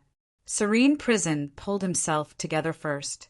He pondered and then asked, his face stern. Yuanzhu's clone became clearer. He wore a tender, hypocritical face and sighed. I can't explain briefly. I can't believe that Shuryen has become so brutal. He joined hands with an absolute beginning creature and killed almost all the experts there. Neptune, Keith, Oliver, Libit, Shaolai, and Jana. I'm afraid they couldn't escape death. He pulled a sorrowful face. I tried my best to stop them. Unfortunately, Hui is so powerful. Shuryen's power had increased frantically. I don't know why.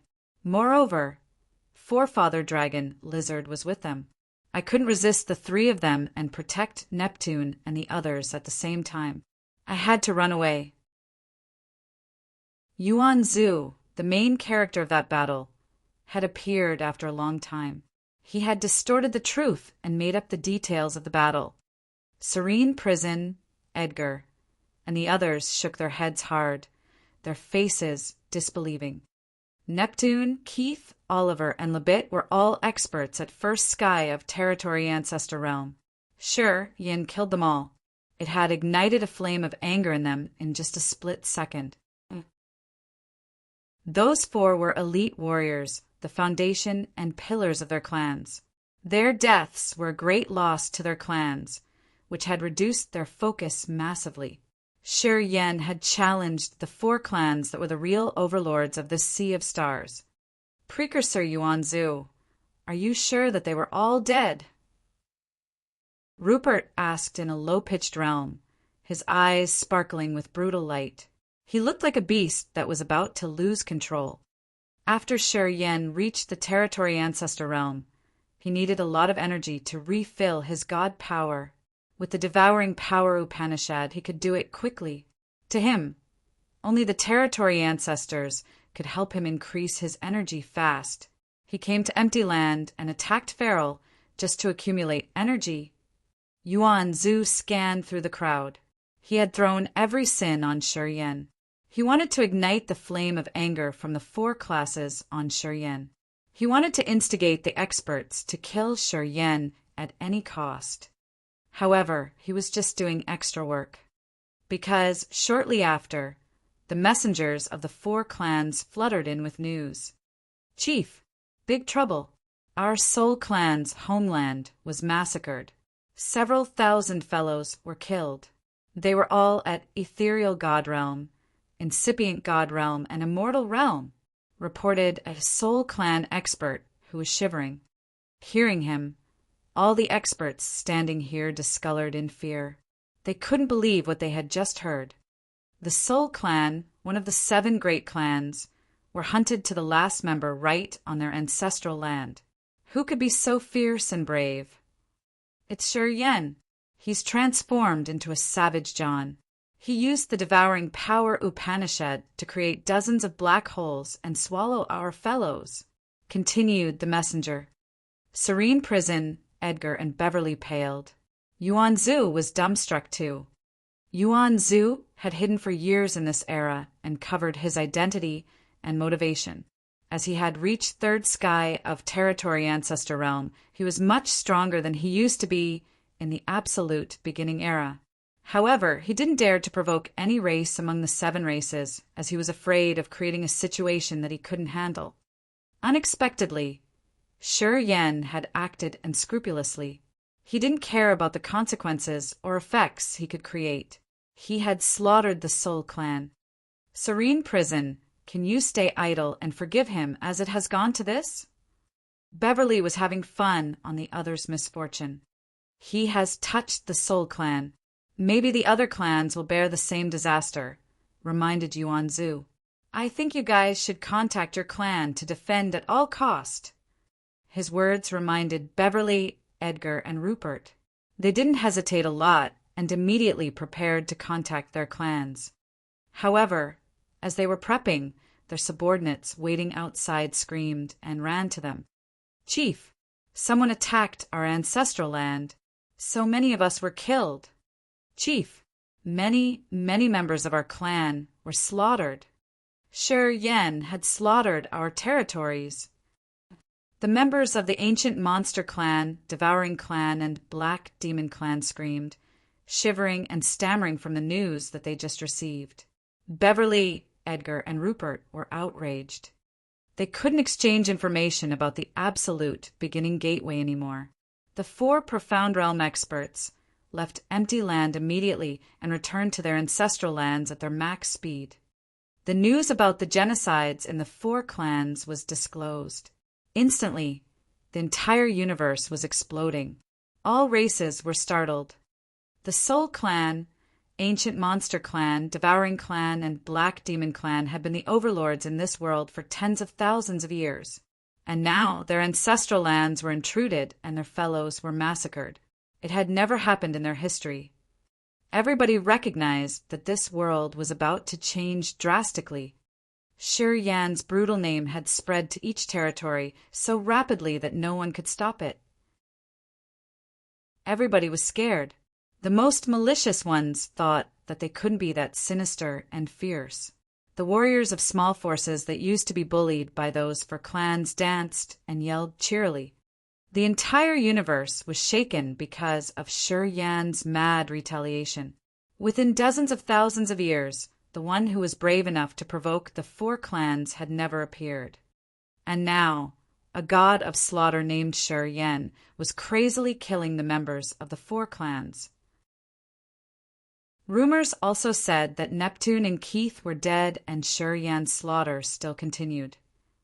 Shi Yan's title of God of Slaughter came to be known in every race and among billions of creatures at the fastest speed. His brutal name had surpassed the 10 great territory ancestors. He was the bringer of change in this era who could shift the general situation of this era. A ruin with so many asteroids in a territory belonged to the mysterious Sky Clan. Zi Yao was moving around and searching for the absolute beginning blood crystal and the dark energy crystal. After Han Tian, Judy, and Dragon Lizard had taken her here, they waited for her outside. Including this ruin, they had taken Zi Yao to 7 vestiges and ruins. They were all places that the mysterious Sky Clan had found after dozens of years. They assumed that they were the vestiges from absolute beginning era. Every time they came, Zi Yao would get in there alone, and she told them nothing about her harvest. After a short time, she would get out of the place and ask Han Tian or Judy to take her to another vestige. This place was one of the 2 last vestiges that the mysterious Sky Clan knew. Han Tian and Judy had complicated thoughts as they silently waited for Zi Yao outside. Suddenly, Judy frowned. A strange crystal was slowly spinning in her sea of consciousness. Soul messages came from the crystal and hovered in Judy's sea of consciousness. At first, Judy didn't notice them. Shortly after, she got scared out of her wits. She couldn't help but scream, "Gosh!" Han Tian and Forefather Dragon Lizard turned to look at her, their countenances puzzled. After a long time, Judy checked the divine light inside the vestige and took a deep breath, her voice trembling. "You guys can't imagine what earth-shaking things Shi Yan had done after he bid us farewell." "What happened?" Han Tian was surprised. Judy took a deep breath to stabilize her emotion. After he left, he went to the ancestral lands of the Soul Clan, Black Demon Clan, Ancient Monster Clan, and Devouring Clan. As Serene Prison, Rupert, Edgar, and Beverly are on empty land, he seized the chance to massacre the warriors in their homelands. Those 4 clans don't have ethereal god realm, incipient god realm, or immortal realm in their headquarters anymore. As Han Tian and Forefather Dragon Lizard were dumbstruck, Judy bitterly smiled. "It's our fortune that we came to the Heavenly Eye Clan personally to become Shi Yan and Zi Yao's alliance. Otherwise, our mysterious Sky Clan would have become one of his targets. Gosh, he almost killed all the experts the Soul Clan, Black Demon Clan, Devouring Clan, and Ancient Monster Clan have nourished for tens of thousands of years." When Han Tian and Forefather Dragon Lizard listened to Judy, they felt frozen as if there was a cold air expanding from their hearts to every cell in their bodies. Chapter 1553, The Great Race War. Chapter 1553, The Great Race War. Underscore the title of God of Slaughter spread out in every territory in the vast sea of stars. During this time, the experts of every race told each other about a name. Shi Yan. The Soul Clan, Devouring Clan, Ancient Monster Clan, and Black Demon Clan turned frantic. All the surviving experts were deployed with Serene Prison, Edgar, Beverly, and Rupert to seek for Shi Yan everywhere. The 4 clans had joined hands. They set big rewards for anyone who could disclose Shi Yan's location. They promised to gift an entire territory as a reward. A whole natural territory. The Sea of Stars became clamorous because of this. Everybody knew the drastic catastrophe that had happened to the Soul Clan, Devouring Clan, Ancient Monster Clan, and Black Demon Clan. Sher Yan's homicidal mania and retaliation had enraged the experts of the four clans. At this moment, the absolute beginning gateway wasn't attractive to them anymore. They crossed their hearts to crush Sher Yan into powder first. Serene Prison, Edgar, Beverly, and Rupert wanted to force Montesi and Hero to tell them Sher Yan's whereabouts and the planet that he had brought with him. Thus, they didn't hesitate to declare war against the Phantom Clan and the Whitebone Clan. If Montesi and Hero didn't give them an answer that satisfied them, they would attack the two clans. For the absolute beginning gateway, Sauron had gathered the leading experts of those clans to discuss, but he couldn't calm the situation. His words couldn't ease Serene Prison and the others' wrath. Thus, they had to pause the absolute beginning gateway's affair. Seeking for Sher Yan was the most urgent priority, and the fixation in Serene Prison, Edgar, Beverly, and Rupert's hearts. At the same time, Yuan Zhu continuously showed himself and stated that he was with Serene Prison and the other three. He was on the same side with the four clans. They all wanted to kill Sher Yan. The sea of stars that had been peaceful for years now stirred up. The members of the Soul Clan, Devouring Clan, Ancient Monster Clan, and Black Demon Clan began to depart to the territories of the Phantom Clan and the Whitebone Clan. They were ready to war. Montesi and Hero got news of the horrible loss that the four clans had to bear. As they knew the others had lost so many experts, they weren't afraid of this alliance of the four clans. They also ordered their clans to prepare for the coming war. Among the 7 great clans, the mysterious Sky Clan didn't have a move because they couldn't contact Han Tian and Judy yet. The mysterious Sky Clan hadn't suffered from Sher Yan's slaughter. It had become a knot in Edgar's and Beverly's mind. They guessed that Han Tian and Judy had formed a secret agreement with Sher Yan. And that actually happened. The entire Sea of Stars was boiling because of Sher Yan's frenzied slaughter. All the races were hurrying to prepare for the coming war. They wanted to seize the chance to expand the territory. As Serene Prison and Beverly had their fire of wrath burning harder, the atmosphere in many clans was very tense. The war would burst out in any minute. Phantom Clan. In a secret chamber situated deep underground, Sher Yan closed his eyes and breathed steadily. The unscrupulous aura like white mist fumed from his acupuncture points and filled the secret chamber. Mei Ji was sitting next to her. She was naked and sitting cross-legged next to Sher Yan.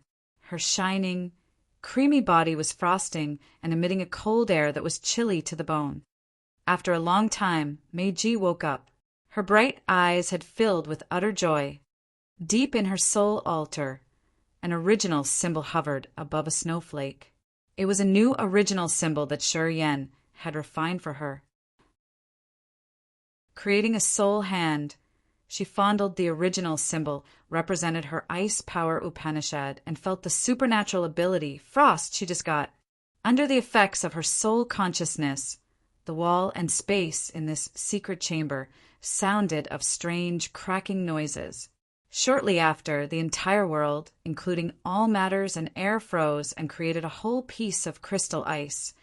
It was an ultimate supernatural power carved in her original symbol she had just got. Previously, Sher Yan had quietly gone to the Phantom Clan without an eye noticing. He came to find her. They had crazy moments in this secret chamber.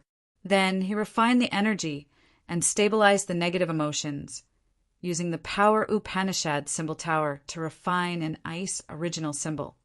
Mei Ji so thrilled when she got the original symbol.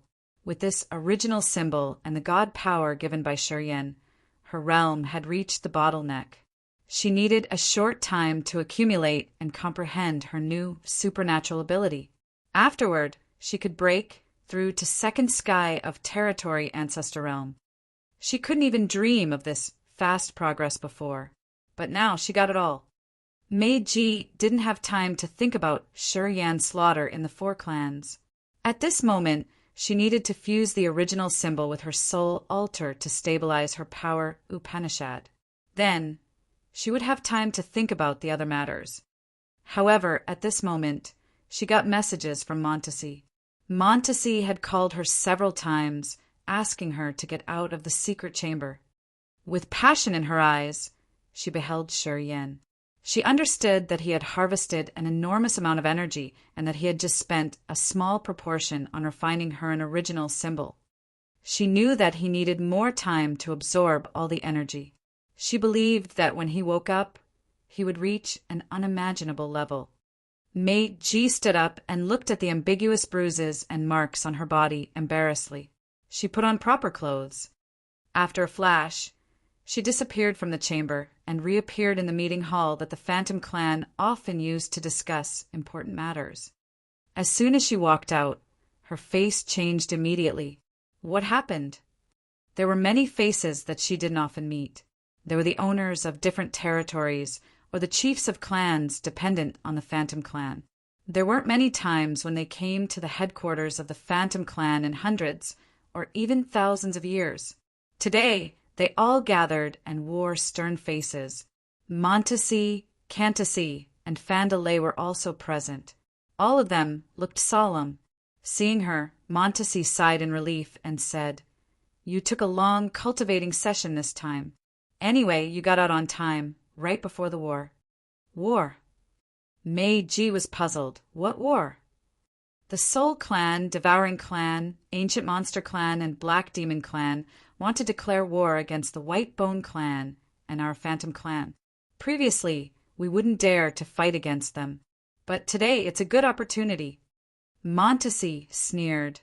Shi Yan had seized a chance when the leading experts of the four clans were away to massacre their lands. They had to bear a severe loss this time.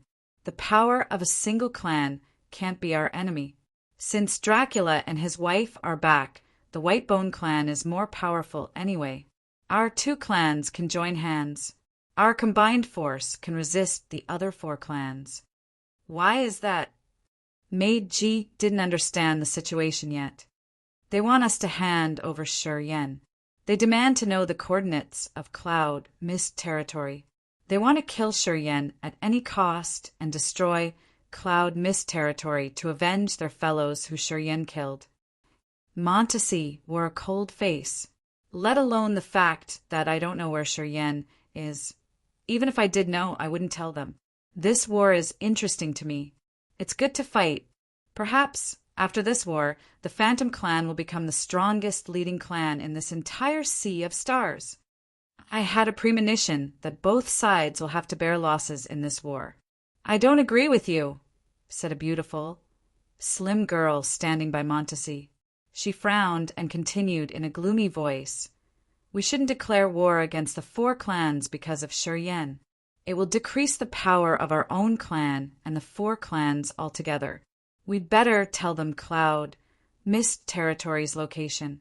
Just let them battle against each other. She was Cantesi, another second sky of territory ancestor realm, Montesi's blood sister. In the Phantom Clan, she had a position as high as Montesi. I'm not jealous that Shi Yan had taken Cloud Mist territory. However, I also think that we shouldn't join this battle this early, said Fandalay by Cantesi, his face sincere. Once it starts, it will be hard to end it. If the 7 clans are going to decline because of this battle, it will be good for no one. Pausing for a while, Fandalay looked at his fellows and those who were dependent on his clan, and said seriously, it's related to every clan. I think all of us here have the right to decide. We can use the number of territories as the number of votes. Let's vote to see if we should fight or not. If more vote for no war, we will give up on the aliens in Cloud Mist territory. I think the Soul Clan and the others only want Shi Yan's fellows. They won't attack Cloud Mist territory itself. He, of course, chose Cantesi's side. Everybody knew that he hated Shi Yan for shooing him out of Cloud Mist territory and taking Skyfall Star River, which he thought should belong to him. However, he said the truth. The owners of the other territories and the leaders of the dependent forces agreed with Fan Delay's suggestion. They wanted to vote to decide this. Montesi was filled with anger in this boisterous crowd. She had agreed with Hero to join hands with them and fight against the four clans. If those people didn't want to do that, she would lose her face as she had gone back on her words. At this moment, she envied Hero. The members of the Whitebone clan were always united.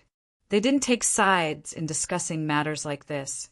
After they made an agreement, the entire Whitebone clan had begun to prepare for the coming war. And her Phantom clan was still discussing noisily if they wanted to fight or not. As the great army of the four clans was approaching, if they didn't prepare anything, they would fall into a passive situation. Shiryen is here, Meiji suddenly said and pointed at the ground. He's refining his energy in my secret chamber. Moreover, I got an original symbol from him. I'm not far away from second sky of territory, ancestor realm anymore. I have only one question. If you betray him, the Phantom clan will become the next target. Our homeland will be trampled. Have you ever considered this consequence? Her words had shaken all the members of the Phantom clan. The chiefs of the dependent clans couldn't help but look at the ground, their faces filled with deep fear. In this short period, Shiryan's brutal name had spread far and wide. The god of slaughter had terrified all races. He dared to massacre the Soul Clan, Devouring Clan, Ancient Monster Clan, and Black Demon Clan to the last member. What else could he do in this world? Chapter 1554, Zhenru. Chapter 1554, Zhenru. Meiji words silenced all the warriors in the hall.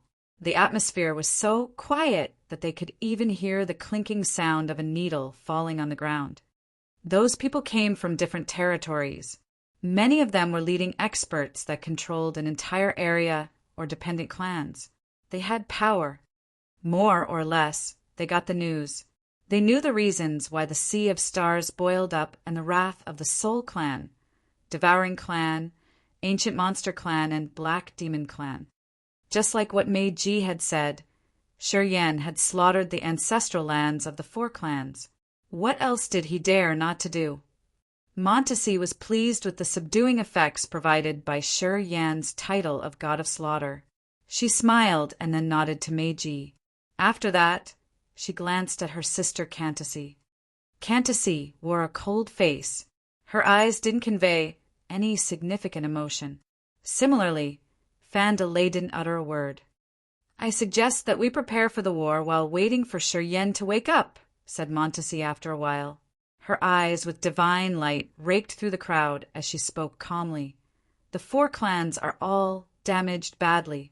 Shiryen is their main target. We just need to say that we don't know anything. If they still want a battle, we aren't wrong in that case. Fighting isn't a big deal. Are we afraid of them?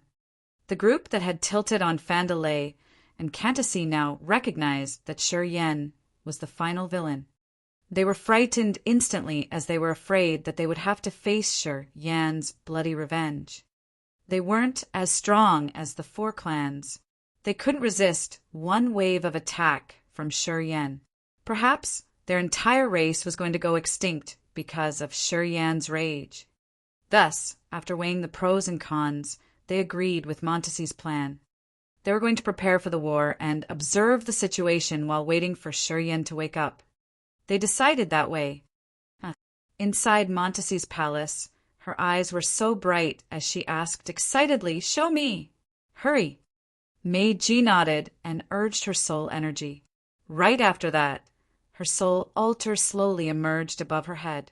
What Meiji cultivated was Ice Power Upanishad, which made her soul altar spatial-looking. It was like a crystal glacier in a snowstorm. A snowflake that represented her power, Upanishad, hovered in her soul altar. Above the snowflake was an original symbol with a vague cold air twirling around it, which had Meiji's soul consciousness. It was uncontrollably releasing magical power of Ice Power Upanishad. feeling the cold energy and seeing all things in her palace get frozen. Montesi's eyes brightened and gave compliments. What an excellent original symbol. An original symbol represents a supernatural ability. It seems like your ice power Upanishad will become more condensed and profound. I didn't expect him to refine me an original symbol that fast. Meiji sounded embarrassed.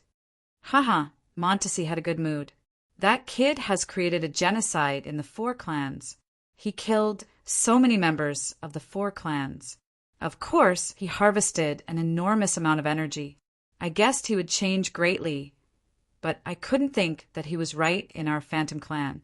It seems that Serene Prison's team has laid their eyes on me. It's their luck, then. Granny, do you really want to fight against the 4 clans? Meiji's face turned serious. It was true that Shi Yan's maniac massacre had damaged the 4 clans greatly. Many experts based on their homelands had lost their lives. No matter what, they were the strong clans with their names known everywhere for tens of thousands of years. Their deep foundation couldn't be estimated. The Phantom Clan was slightly weaker than the other 4 clans.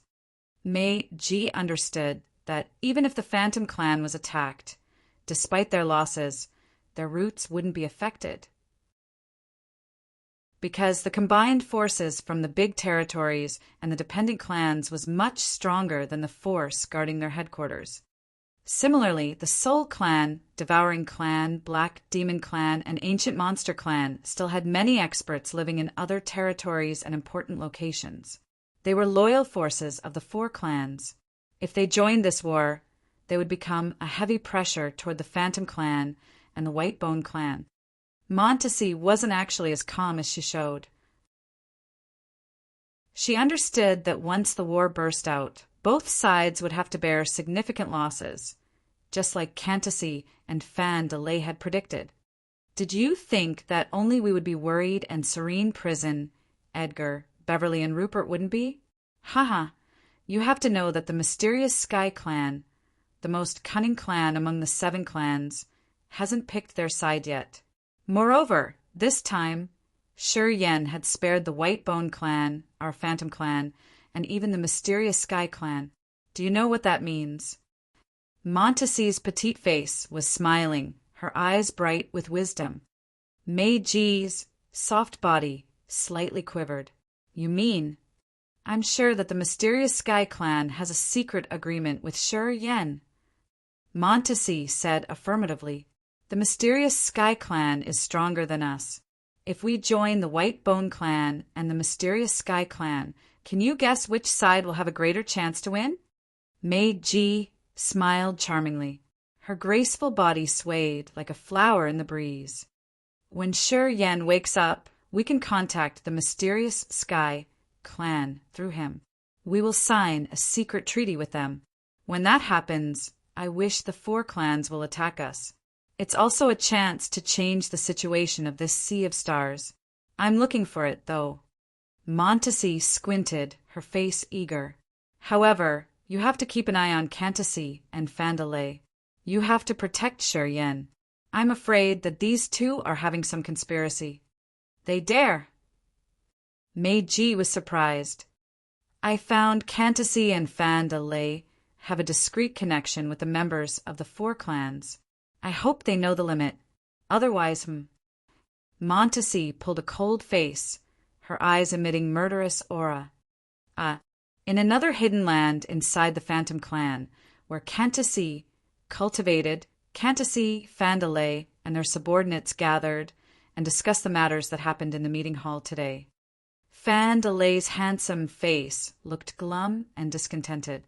I don't know why she has to stick to that Shi Yan. Is it because he has the power Upanishad symbol tower? If we join hands and kill him when he's cultivating, we will get the power Upanishad symbol tower. Isn't that better for us? It's not that simple. Cantacea shook her head and said calmly, You fought with Shi Yan. You know how tough he is. He's mastered the space power Upanishad. It's not easy to kill him. Then what should we do? Do we have to follow them? Fandelay sounded reluctant. I'm still thinking, Candace frowned. However, at this moment, a found-faced warrior standing by them suddenly guffawed strangely. This fat warrior had many dreadlocks. With a closer look, those dreadlocks were actually finger-sized green tentacles. They were dangling and moving peculiarly. He was a member of the Heavenly Ox tribe, a small tribe dependent on the Phantom clan. Fandalay had conquered this tribe. Thus, they were under his command. After they left the meeting hall, he had followed Candace and Fandalay to this place. Listening to their discussion, he suddenly acted strangely. As he was still laughing bizarrely, the fat man's body twisted as he was transfiguring. In less than 1 minute, he had become a graceful young girl around 20 years old. She wore a simple silver dress. Her aura, soul altar, and God power had changed as her appearance changed. Who are you? Candace looked bewildered for the first time. The aura on this girl gave her a dangerous feeling. The pressure in her soul told her that this girl wasn't normal. You don't know me, but your sister Montesi does. I killed this fatty of the Heavenly Ox tribe and disguised as him to attend your Phantom clan's meeting. I know your plan and what you and Fandalay are talking about. The graceful girl smiled and calmly looked at Candace. I'm interested in your plan. I think we can cooperate. Find a chance to lure Meiji away. I will use Meiji's appearance to deal with Shuriyen. Then the girl transfigured again and turned into Meiji's appearance. Her makings, aura, body, and even the soul energy fluctuations matched. There was almost no flaw. If Candace and Fandalay didn't see her transfiguration with their own eyes, they would have thought that she was Meiji. They couldn't differentiate between them. Excellent. Candace's eyes sparkled strangely. She searched her memories. In the next second, she discolored in fear. Zhenru of Myriad Shape Tribe, one of the 10 great territory ancestors. It's you. Myriad Shape Tribe was just a weak tribe in this sea of stars. Members of this tribe could transfigure into any shape. The higher their realm was, the more magical their transfiguration could be. They could become any member of any race, with an identical body, soul, and aura. This tribe wasn't really eye-catching. However, as soon as Zhenru appeared, she had made the reputation of the tribe known everywhere. Although Zhenru was just like other members of Myriad Shape Tribe, her innate talents in using the supernatural power of the tribe to an amazing level helped her gain a lot of benefits. She had reached territory ancestor realm. Eventually, together with Sauron and Yuanzhu, she had become one of the 10 great territory ancestors who didn't come from the 7 great clans. If you know who I am, are you more confident? Zhenru giggled and made Ji's shape. Her charming and sexy makings were identical to Meiji. The others couldn't spot the differences. I know Fandalay is interested in Skyfall Star River, and you want the Power Upanishad symbol tower. I can leave them to you as long as you help me. Fandalay and Candace were moved. What do you want? Candace sounded as calm as usual. She didn't show that she was convinced. You wouldn't come here for nothing, would you? What do you want from Shuriyen? Besides the Power Upanishad symbol tower and Skyfall Star River, everything else on Shuriyen will belong to me. Zhenru smiled beautifully. Anyway, you just need to know that I'll bring you hope. This is the Phantom Clan, your lair. If you help me with your best, my plan will succeed 100% of the time. What do you think? Fandalay and Candace exchanged looks. They kept silent for a long time. After that, Candace said, "We need to discuss the details first." "Yeah, we should talk more." Shinru's smile became brighter when she heard that. She knew her business would succeed soon. Chapter 1555, Ambush. Chapter 1555, Ambush. In the cold, secret chamber, Meiji was restless, but she didn't know why. She vaguely felt an invisible danger awaiting her. It was her premonition. She looked at Shi Yan, who was sitting on an ice rock. Her exquisite brows furrowed, her face worried. This time, it took Shi Yan a long time to refine the energy. Perhaps it was because he had taken in so many experts. The situation was getting worse, and she had disclosed Shi Yan's whereabouts in the secret meeting of the Phantom Clan. Pondering, she regretted that she had disclosed his whereabouts. She was afraid of the external members, the chiefs of the clans dependent on the Phantom Clan. They might reveal Shi Yan's location. If so, the experts like Serene Prison, Edgar, Beverly, and Rupert would come to the headquarters of the Phantom Clan with all of their forces. Destroying Shi Yan was their priority. Jingle! Jingle! The rushing bell jingling came from a rhombus crystal on her creamy neck. This crystal connected directly to the magical information crystal of the Phantom Clan's information center. Her beautiful eyes looked discontent. She cursed something under her breath and then used her soul consciousness to connect to the sound stone. A soul message bloomed in her head. Mei Ji's exquisite face turned serious. She hurried to set up layers of barriers and left the chamber. She came to a strange room, tiled with crystals. Looking at around a dozen beautiful girls moving between the crystals, her cold voice arose. What happened? Didn't I ask you to report to Granny directly if you got some problem? Why do you have to disturb me? Granny left several days ago. She went to an asteroid field to discuss with Hero of the Whitebone clan, said a young girl, bowing slightly. You also ordered us to report to you first if it's related to Cloud Mist territory. As Meiji heard that Montesi wasn't here, she didn't sound harsh anymore. What happened? The information about Cloud Mist territory is disclosed. Many people know that Shi Yan and his family, friends, are living in Cloud Mist territory.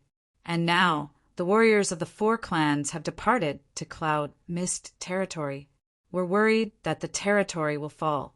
Thus, we reported to you for a solution, said the girl while shivering. Meiji's face turned cold. Not many people know Shi Yan's family stays in Cloud Mist territory. It must be someone among us. Investigate. We must figure out who. We also thought that it was from someone among us. The girl shook like a leaf and lowered her voice. I'm sure that there is a traitor. Otherwise, the information wouldn't have spread out so quickly. Only our Phantom Clan has the capacity to send information to every corner of the universe shortly. Hearing her, Meiji was more outraged. She guessed that this could relate to Cantasy and Fandalay. She knew that it was the trap they had plotted against Shi Yan. She had to solve this urgent matter. At the same time, Zhenru in Meiji's disguise quietly sneaked into Meiji's secret chamber. Her bearings, aura, and soul energy fluctuation weren't different from Meiji.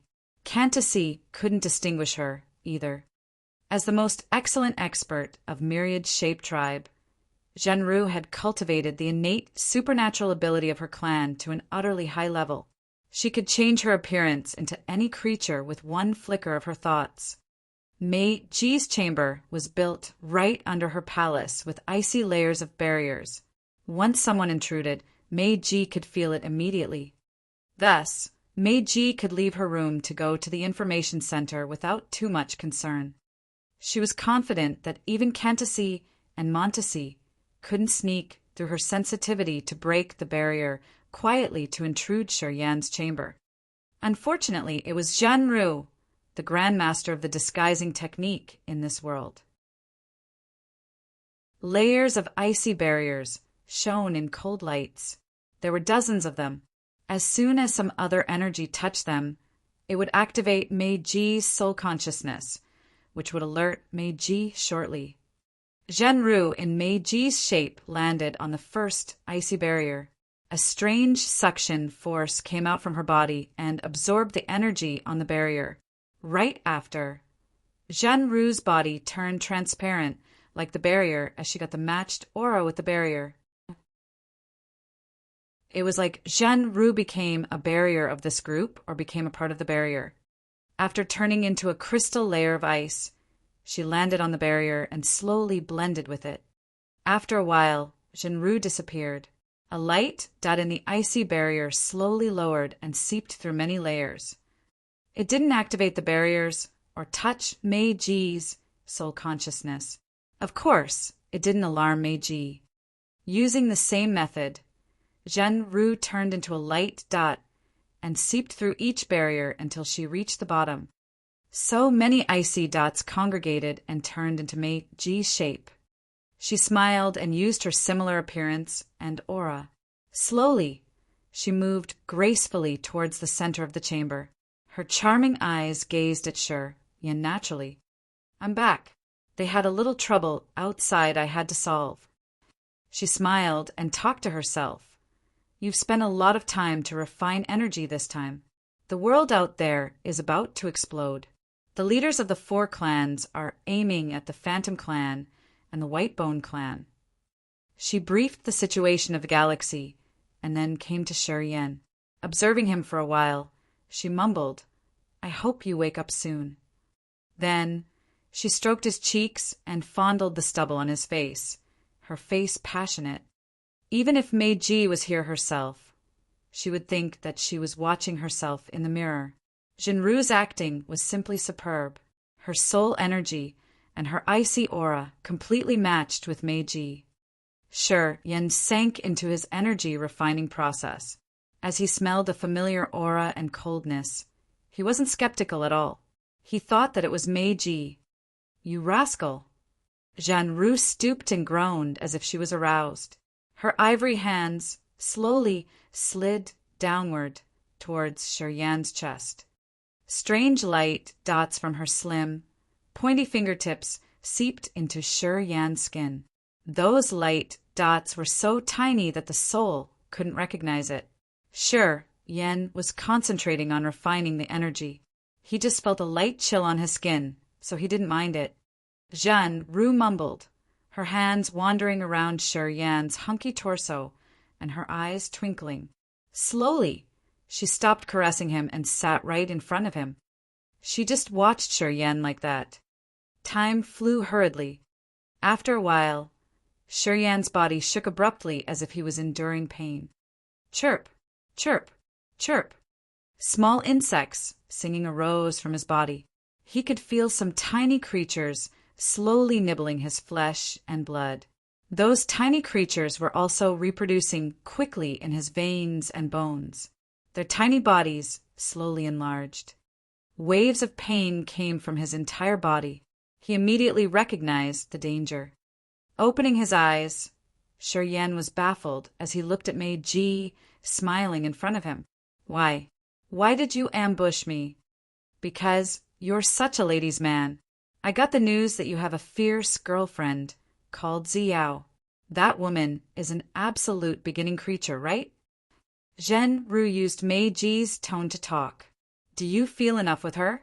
Did you spare a spot in your heart for me? The worms I sent to your body could keep you on myself. You belong to me. Only me. What the heck are you doing? Are you crazy?" Shi-Yan's face darkened. "My cultivation is at the critical moment. Do you want to kill me?" He hadn't recognized anything abnormal. He thought that she was actually Mei-Ji. The supernatural ability of the myriad shape tribe was urged to the most exquisite level in Jinru's hands. Rumors weren't wrong when they said that she could deceive even the most intimate partner. Shi-Yan couldn't find anything different from the soul, aura, and her energy. Jinru's innate power was really superb. Not many people knew that Jinru's power was so magical that she could even copy the other's soul altar, Power Upanishad, and even the soul seal. "I want to see Power Upanishad, Symbol Tower, and Skyfall Star River. Can you show me?" Jinru suddenly begged softly. "Those little worms are just a little prank. They will disappear shortly after. I just wanted to use them to wake you up and tell you the current situation. There's something you need to know. People know your family and friends are living in cloud mist territory. I'm worried." Magically, Shi-Yan exhaled in relief as he thought that it was just a harmless prank. She just wanted to tell him the situation in cloud, mist territory. Waving his hands, he didn't mind it. You don't need to worry about cloud, mist territory. Even if the 4 clans know the location, they can't intrude. Why? Jinru was surprised. Before I came here, I'd used the space energy to seal the entrance of cloud, mist territory. I'd also distorted its location too. Unless they have an expert cultivating space power Upanishad at the same level, it won't be simple to locate cloud, mist territory in this vast sea of stars. Shuryen was calm and at ease. Before he came here, he had calculated everything. He knew that the 4 clans would come to take mad revenge. He had arranged everything. As Zhenru was so surprised and skeptical, he gave a faint smile. About Power Upanishad, Symbol Tower, and Skyfall Star River. If you want to see, I can show you. It's not a big deal, is it? Then he was about to urge his energy to take out Power Upanishad, Symbol Tower, and Skyfall Star River. However, as soon as he wanted to take action, his face changed and screamed. No, those worms aren't as simple as you said. Erg. He couldn't help but roar as if he had to endure unimaginable pain. His flesh and blood were nibbled and swallowed. Zhenru looked content. She shook her head disdainfully and sneered. I thought you were bold. Is that all you got? I trapped you easily. Not interesting at all. Chapter 1556. Drink blood and eat flesh. Chapter 1556. Drink blood and eat flesh _ Mei Ji's exquisite face could turn creatures crazy changed as she was laughing coldly. Her white, water-like skin rippled. After a while, her appearance returned to Zhenru's real shape. Zhenru had slim brows and an elegant face. However, she wasn't as charming as Mei Ji despite her extremely beautiful slim body. She was wearing a moonlight's dress. Her whole appearance was like a serene white lotus that made her bearings completely different from Mei Ji. Her narrow, long eyes had a cold disdain. They rumored that you could resist Yuan Zhu, which made me shiver in fear. I've spent a lot of efforts, but it turned out worse. You know that you didn't even have any defense. You disappointed me. Her willowy body sat quietly in front of Shuryen, her face confident and ease. Shuryen looked savage as his stocky body cracked strangely and showed his muscle fibers and veins, which looked so horrible. So many gold light dots emerged from his blood and flesh with ear-piercing screeching. Pure gold spirit ants. They are pure gold spirit ants. Shuryen panted, his face dark. He didn't mind his torn skin and muscles and screamed, "Who is this despicable slut? Did I sleep with you, or did I kill your entire family? Why did you have to use the pure gold spirit ants to ambush me? Are you so slutty that you want me to rape you? Bastard! Shut up!" Zhenru couldn't stand his insults. She shouted and then placed a white finger on his glabella. A silver steel needle emerged from her fingertip, which had some fine patterns. However, it wiggled like a worm that made people numb. A pungent smell fumed from the silver steel needles. Sure, Yin felt a twinge in his brain. The soul pond in his soul altar was polluted immediately. He was shaken as he found it hard to urge his power Upanishad. My pure gold spirit ants are mutant after several generations. They are tougher than their ancestors in the absolute beginning era. You shouldn't dream about using your devouring power Upanishad to eat them. Zhenru was haughty. Before I came here, I discussed with Edgar. We let the expert of the devouring clan attack the ants. I'm certain about the effects already. My pure gold spirit ants have been mutant for many generations. The devouring and corrosion power Upanishads can do no harm to them. If you don't believe me, you can try. While talking, the silver needle pierced through Shuryen's glabella. Billions of silver electric currents bloomed in Shuryen's brain and turned into arm-sized worms that fell into a sea of consciousness. Those worms swarmed Shuryan's sea of consciousness and released dirty things that made his sea of consciousness a muddy puddle. His soul pond got polluted slowly.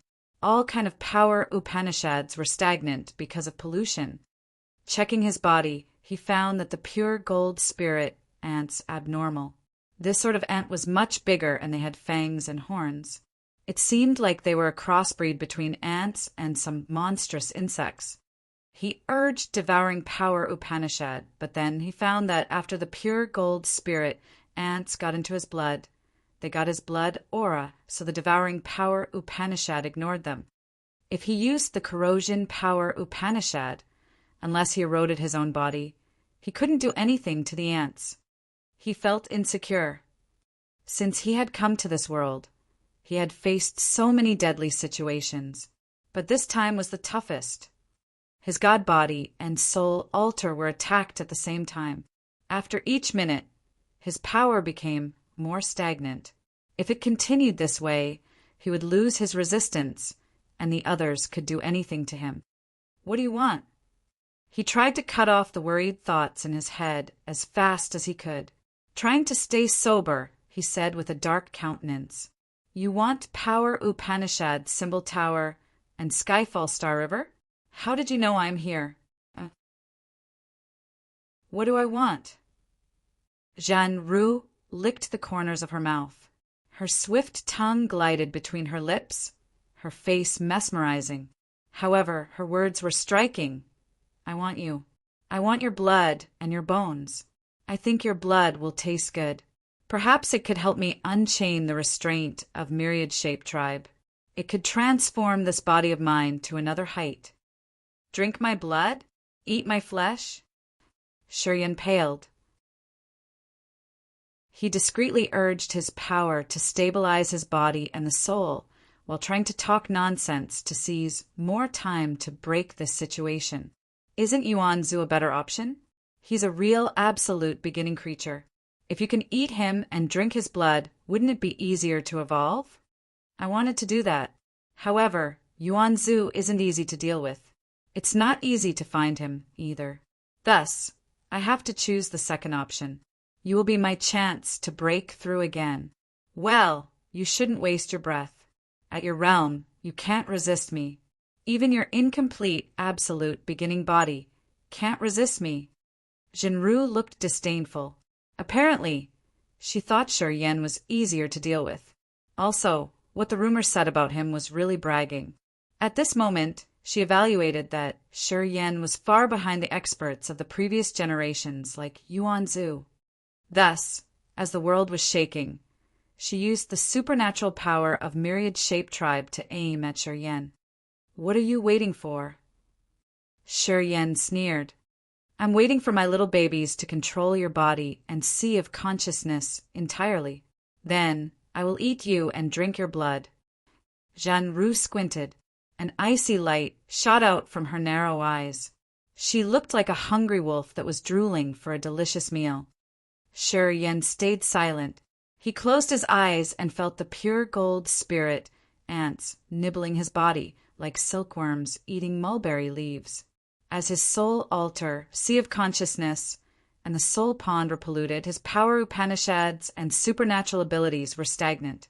He had tried many times to use the 8 evil power Upanishads, the life, star, and even the flame power Upanishads, to eliminate the aliens in his body, his soul. Soon he found that his power was ineffective to the pure gold spirit ants and the little worms in his soul. These 2 species had the supernatural powers of myriad shape tribe. Their aura and life energy matched with Shuryan's aura and soul energy fluctuation. It was unbelievable. For the time being, Shuryan's hands were tied. Jeanne Roux coldly watched him, but she didn't do anything. She wanted to see if Shuryan could resist the 2 terrifying alien creatures. After several minutes, Shuryan made his first decision. Crack, crack, crack. Strange cracking noises echoed around the icy chamber. Waves of space energy rippled. This was followed by the space in this room getting sealed. Without a positive solution, Shuryan sealed himself first and used the most powerful space seal technique to lock himself. The halos reflected illusions of different spaces and emerged in front of Shi Yan. At first glance, it looked like Shi Yan had so many mirrors installed around him, which created a lot of images of him. The seal covered the entire space, the large scale and Shi Yan himself and the small scale. Zhenru recognized what he wanted to do. He couldn't use time power Upanishad to stop the soul altar, so he had to stop the danger in his body first. The space seal could seal all matters, including his own body. Once your soul altar is occupied, the space seal will be broken without any effort needed. I want to see it, Zhenru mumbled. As he used space to seal the body, if she wanted to break the seal, she had to detonate the space barriers, which was going to be really loud. It would alert the members of the Phantom Clan and Montesi and make her return as fast as possible. She was always afraid of Montesi. She knew the power of time. This time, she seized the chance when Montesi was away. She didn't want to fight Montesi. She believed that the invisible creatures she had put in Shi Yan's brain could reproduce quickly and occupy his sea of consciousness and the soul pond. She wanted to control his soul altar first. After the soul altar was fallen, Shi Yan's body was just a puppet without any ability to threaten her. That's why she wasn't hurried. Deep inside Shi Yan's head, just like Zhenru had guessed, so many worms were reproducing massively in his sea of consciousness. Through attacking his sea of consciousness, the worms ate his soul consciousness to grow further. They were about to launch their last attack to Shi Yan's soul altar. The sea of consciousness and the soul pond were the foundation of the soul altar, similar to how the God Power ancient tree was the source of energy for the body. They were also the energy source to urge the power Upanishads in his soul altar. They kept him sober to develop the territory.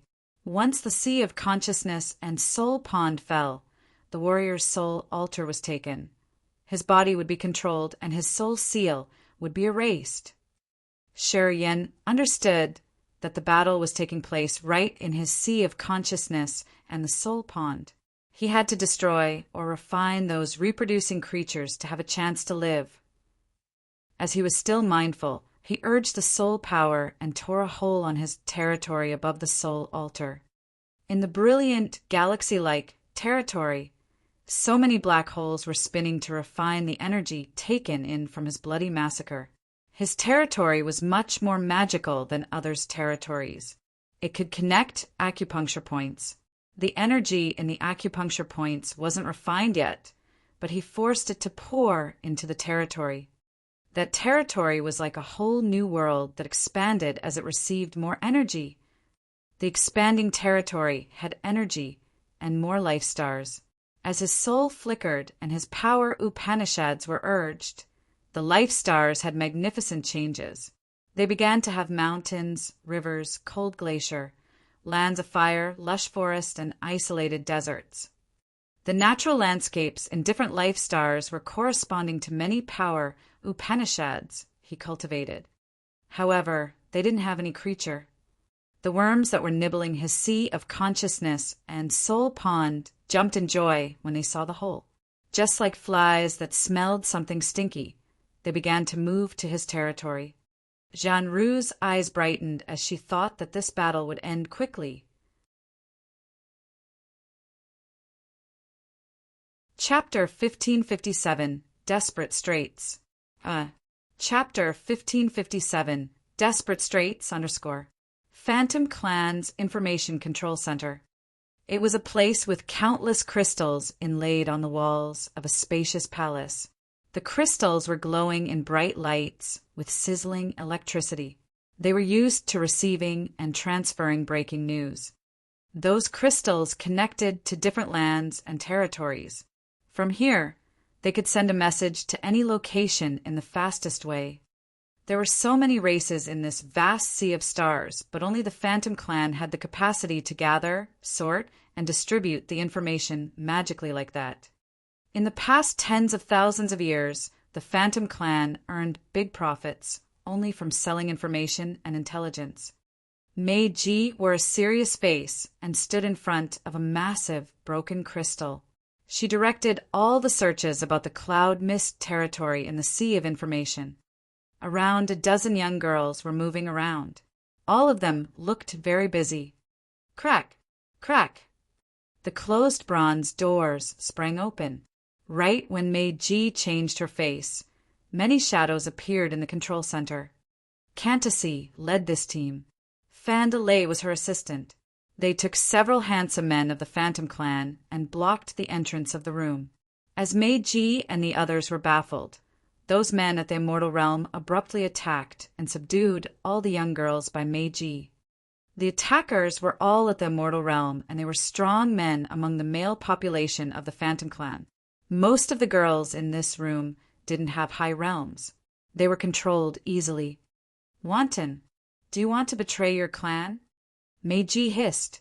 An icy block of light boomed and turned into thousands of icicles moving around the room. They were deadly weapons, attacking the ones who had the guts to attack the control center.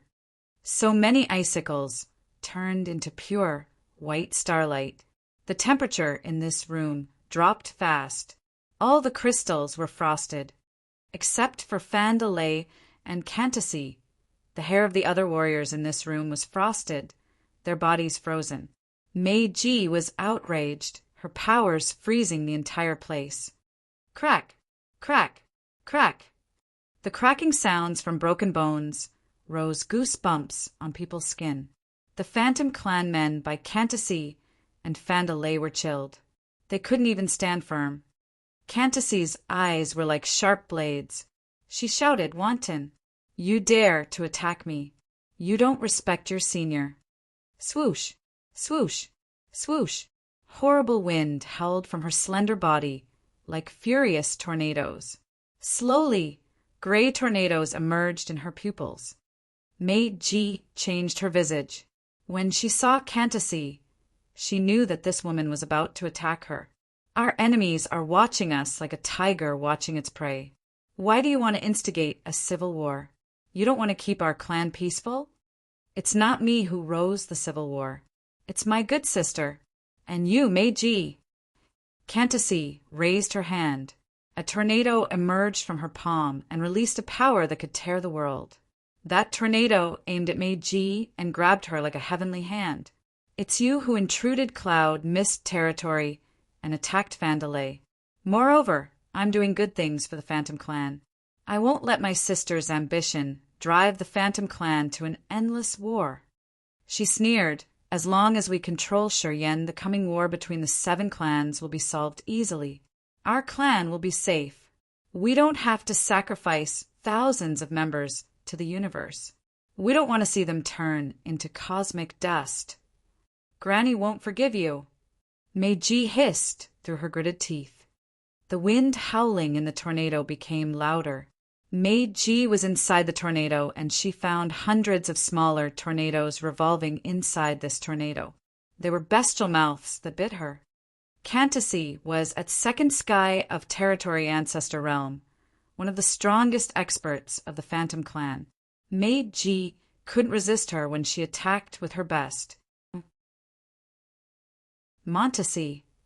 Cantacy wore a smirking face. She can't protect herself. I'm not sure if she could return safely. Even if she returns, she will be badly wounded. What should I be afraid of? Meiji, I won't kill you. I promised Fandelay to give you to him. For the time being, I will subdue you and let you see how my good sister ends. I will also make you watch how that bastard Shuryen walks to his destruction. You dare to plot against Granny. Meiji screamed ear-piercingly. She attacked me. Why shouldn't I take revenge? Cantacy increased her power and spoke to Fandelay. I know you love her, but you can't touch her now. She's prey to my sister, and that's Shuryen. Before we get the results from both sides, you have to watch her well. Deep in Fandelay was a passionate fire. At this moment, his affection for Meiji was revealed. He nodded and took a deep breath with an evil face. I know the limit. Good then, replied Cantacy. A corner in the sea domain of nihility. 9 dead stars, like beehives hovering by themselves in the void. There were so many caves on the dead stars, which made them look like giant beehives. From a distance, those 9 stars had formed half a circle, which seemed to be something mysterious. The 9 dead stars weren't intact. Some were cracked and chipped. As they were here and arrayed all together, it seemed like some experts had arranged them with his supernatural power. This area was called Deadly Silence, a corner of the sea domain of nihility, which wasn't far from the Phantom Clan and the Whitebone Clan. Moreover, it was extremely remote, and no warrior had traveled here for several thousand years. It was almost an abandoned area. The meeting between Montacy and the Whitebone Clan was scheduled and located in this area. Montacy and Hero had finished their plan. They were about to join forces and resist the 4 clans. They had even shared the locations and territories after the war. Everything was regulated and signed. Around a dozen battleships were anchored on a dead star. Each of them was as big as half of the Endless Sea, carrying so many materials and tens of thousands of warriors. They were just part of Phantom Clan's force. They accompanied Montacy and scattered around to explore and get information of the 4 clans' league. Montacy was on one of those battleships to direct her subordinates. After that, she asked them to leave and take actions as planned. She still stayed in the Deadly Silence corner to control the situation at the prepping stage. She planned to return to the Phantom Clan's headquarters after locating the 4 clans' forces. It had been 10 days. In the beginning, her guards reported daily. However, lately the ones who went out for patrol duty all lost connection. No one had returned to report the newest situation. The danger descended on Deadly Silence Corner as they weren't vigilant. A big boat created by the monstrous dragon skeleton came with clusters of black clouds. A flag with drawings of monsters bowing rose in the wind. Beverly of the ancient monster clan appeared under the flag, her face dark and sinister. A massive war chariot made of tens of thousands of souls slowly emerged from another direction. Countless shadows moved under the war chariots as if they had just escaped from the 9 Serenity Hell. Serene Prison of the Soul Clan stood arrogantly, his bearings fierce. Montacy was frightened. She turned around to look. Her petite but agile body shook hard. In thick demon flames, Rupert's majestic body was partially visible. Tens of thousands of Black Demon Clan warriors stood behind him. Instantly, the bloodthirsty and combative aura expanded. The warriors of the Devouring Clan had spooky green skin. They formed in different blocks according to their power, Upanishad. Edgar took them and rode on strange islands that diffused deadly energy. Boom, boom, boom. When the 4 clans appeared, the crystals on the chest of some experts by Montacy exploded and their chests shattered. A beautiful Phantom Clan woman's ample bosom flattened like a mountain that got cut off. Blood streamed from her body, horribly. What had just exploded was the sound stone connected to the warriors that had left to collect information. Unless they were dead and someone had touched the sound stone, those crystals wouldn't have exploded like that. Montacy, look. Beverly of the ancient monster clan wore a cold face. She pointed at the side of the dragon's skeleton battleship. The black clouds moved away and revealed the blood-dripping heads. They were the members of the Phantom Clan, who had gone earlier. They were all beheaded. The entire Phantom Clan's blood boiled instantly. A resentment that was deep to the bone appeared in their eyes. The genocide Sure Yen has started in our 4 clans is much bigger than your contemporary damage. If you dare to protect such a maniac, you will accept a bloody price, said Beverly crazily. Montacy, if you want to leave, we won't stop you. However, I'm sure that none of your subordinates will survive. Serene Prison crossed his arms in front of his chest and spoke haughtily. As long as you stay here, I can promise you that you and your people will be safe. I want to know how you could find this place. Montesi tried to suppress her desire to kill. Her eyes were like blades stabbing Serene Prison's face. Serene Prison didn't answer. He turned to Beverly, Rupert, and Edgar. The others regarded him as they knew that it was safe now. Then you should see this. Serene Prison sneered. The ghost slowly congregated above his head and created vague images. Those images changed continuously and projected the situation inside the icy chamber. Inside the secret chamber, Shi Yan was using the space seal to lock his body. Zhanru appeared with her real shape. Zhanru of the myriad-shaped tribe. Montesi gritted her teeth and hissed. Zhanru nodded to her gently. Long time no see, Montesi. Oh no, we just met right in your palace when Meiji told everybody their Shi Yan's location. You just didn't know that I was there. Anyway, Shi Yan is subdued. He will lose his resistance soon. Meiji, your apprentice is controlled by her good sister. Right now, she controls the entire Phantom Clan. You can't do anything even if you get back there. Montesi's small face paled.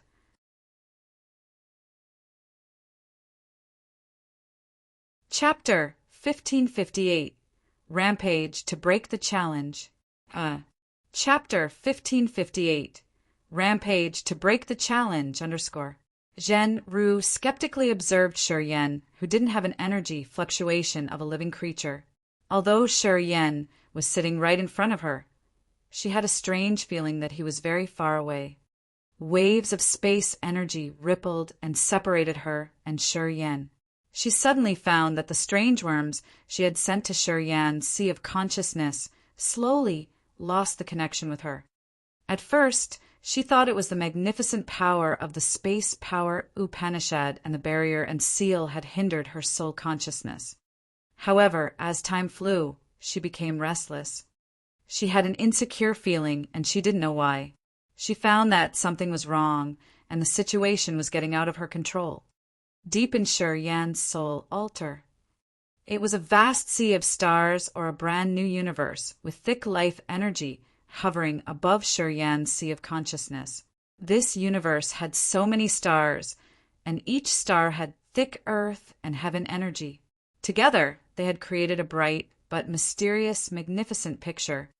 In a corner of that bright, starry sky, the arm-sized worms were chewing off a massive planet. Strangely, the pollutants the worms produced could affect this territory too. Shi Yan's host soul was the master of that territory. Because of the intruded sea of consciousness, his soul power and soul consciousness were controlled.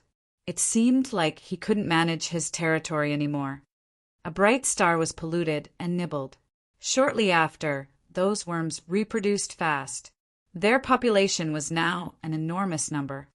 The situation turned more deadly. All of a sudden, a dazzling light shot out and thrusted into that territory. Shi Yan's territory changed amazingly after that. He had slaughtered the experts of the 4 clans to refine the pure energy. At first, wisps of energy scattered in every corner of the territory.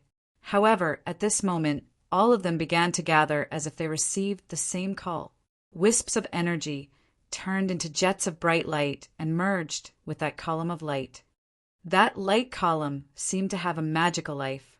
Shortly after, it became so fierce that it changed the situation of his territory. Boom! The strong light powerfully shot over, covered the worms and the entire chipped planet. Inside the powerful light, those worms weren't killed. They twisted and transformed. At the same time, a soul seal detached from Shi Yan's host soul. Strange things happened within that light. The worms Zhanru had released were transforming into creatures. They had transformed into a group of little people with Shi Yan's imprint. They had spikes and scale armor covered their bodies.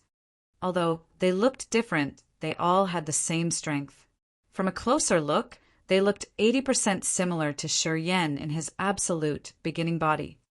They were a new species. The seal that Zhanru had left in their lives were erased shortly. The strong light shot from the territory and shone in his sea of consciousness. Billions of worms in the sea of consciousness were like ice underwater. They were dissolved in just a blink of an eye. The creatures polluting Shi Yan's soul altar were obliterated within a split second. Boom!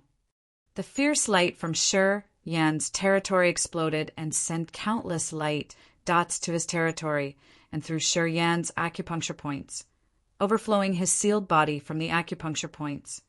The mutant pure gold spirit ant spread in every corner of his body, and the contaminants in his sea of consciousness were burned into ashes.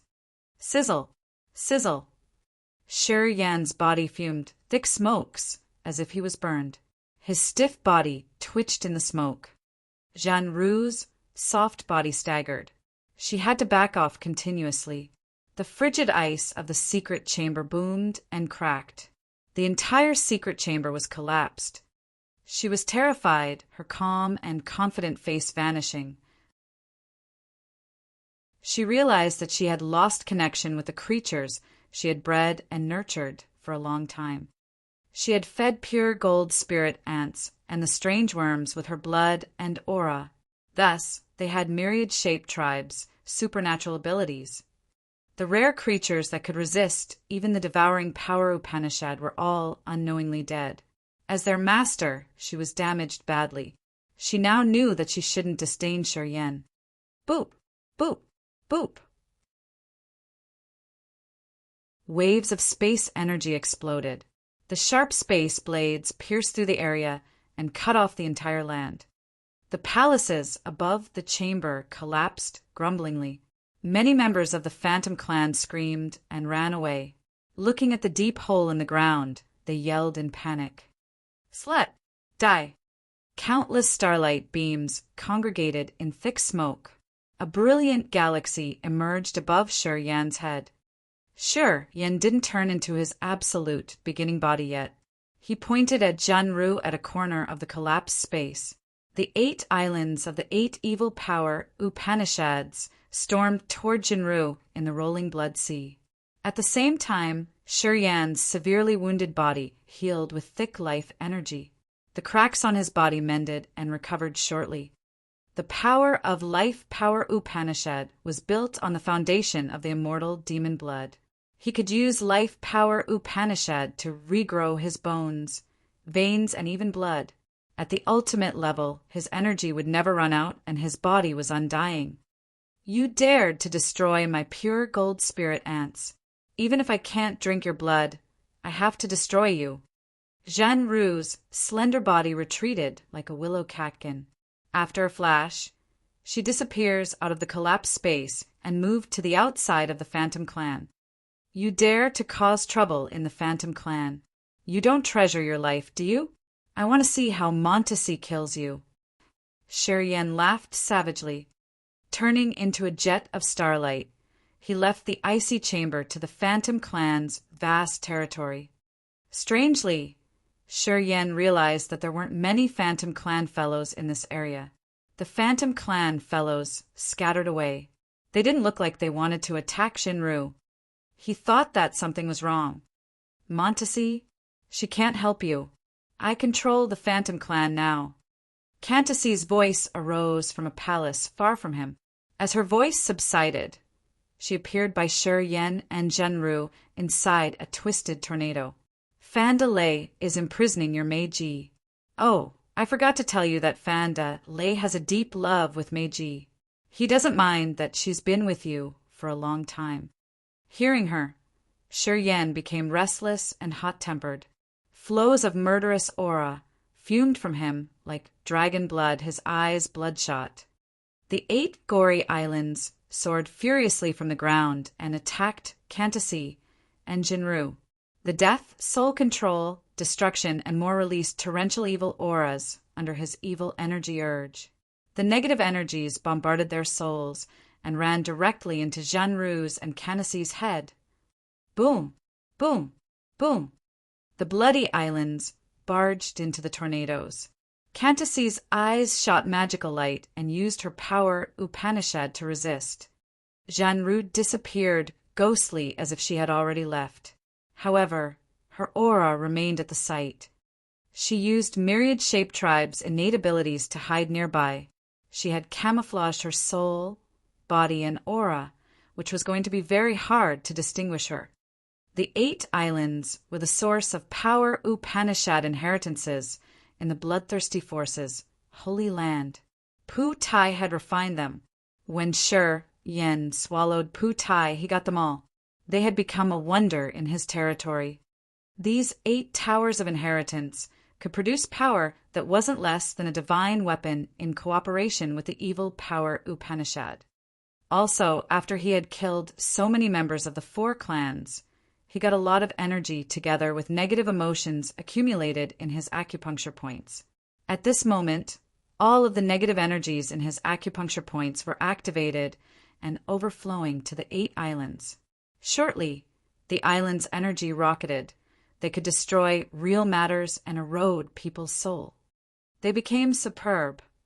Cantacy used the tornadoes from her wind power Upanishad to resist the 8 islands.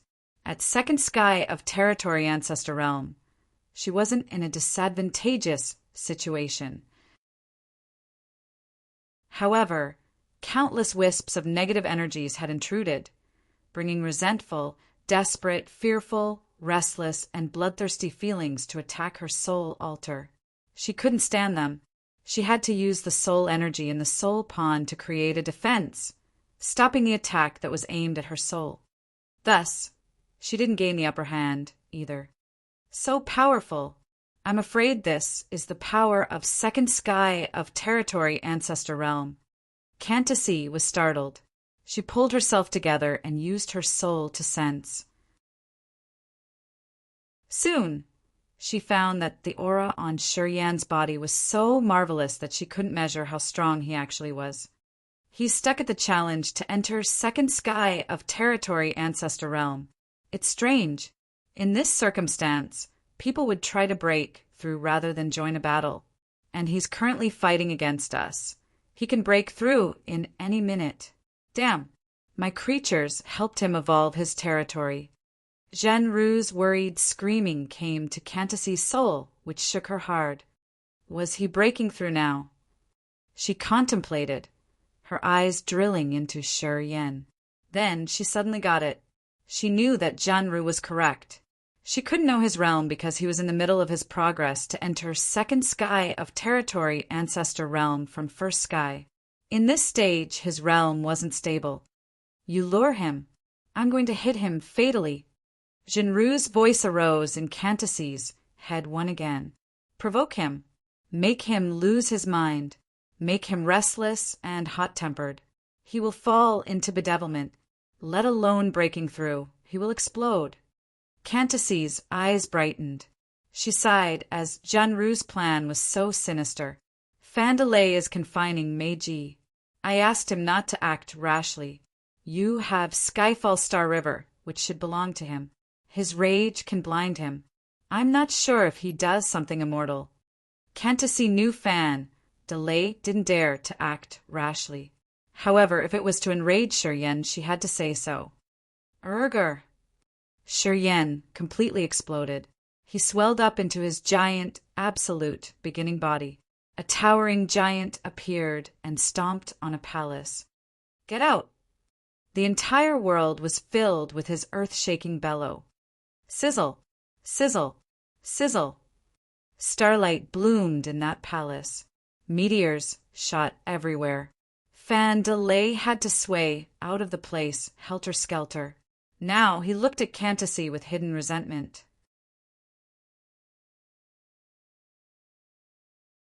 Chapter 1559 Dogfight. Chapter 1559 Dogfight _. Fandalay was gory, his handsome face like a broken watermelon dripping dirty juice. The starlight dots twirled around his body like fireflies, creating a light curtain. Numerous bands of starlight emitted from the broken palaces. At this moment, they were torn into powder, moving along with the twisting winds as the power of wind held furiously. Cantacy's cage was broken, and Meiji was revealed looking unharmed. Fandalay shot Cantacy a look. He was furious, but he didn't show it. Anyway, he didn't mind his disheveled condition. As he touched his labella, hundreds of star nuclei flew out. They were all crystal clear, which were refined perfectly from the essence of the life star. Each of the star nuclei were quenched thousands of times, giving them an intimidating power. Hundreds of star nuclei arrayed like a miniature universe. They shrank and covered Fanda, Lei's body directly, turning into a set of dazzling star armor. At first glance, Fanda Lei seemed to have a crystal twirling around his body. The immense star energy gathered, creating a new barrier to confine Meiji. After one furious strike from Shuryen, Meiji's confinement was loosened a little bit, but got tightened one more time now. Shuryen had transformed into his absolute beginning body, becoming a towering giant. He stood on the land of the Phantom Clan like a mountain piercing through the sky. Many Phantom Clan fellows were screaming, running away as fast as they could. "You should die, oh all of you!" The void was filled with Shuryen's bestial howling as the Inheritance Towers crazily barged and bumped into Cantasy's horrible tornadoes. Sizzle, sizzle, sizzle. Lightning strikes meandered like giant dragons. With a closer look, one could realize that those lightning strikes were actually space slits that could tear everything. Massive lightning bolts weaved with each other, and the entire sky was torn into pieces. It was like an exploding frozen lake, revealing so many terrifying cracks. An endless, desolate aura came from the space slits that led to unknown locations. It seemed that those areas didn't have a single beam of energy or any creature visiting there in billions of years.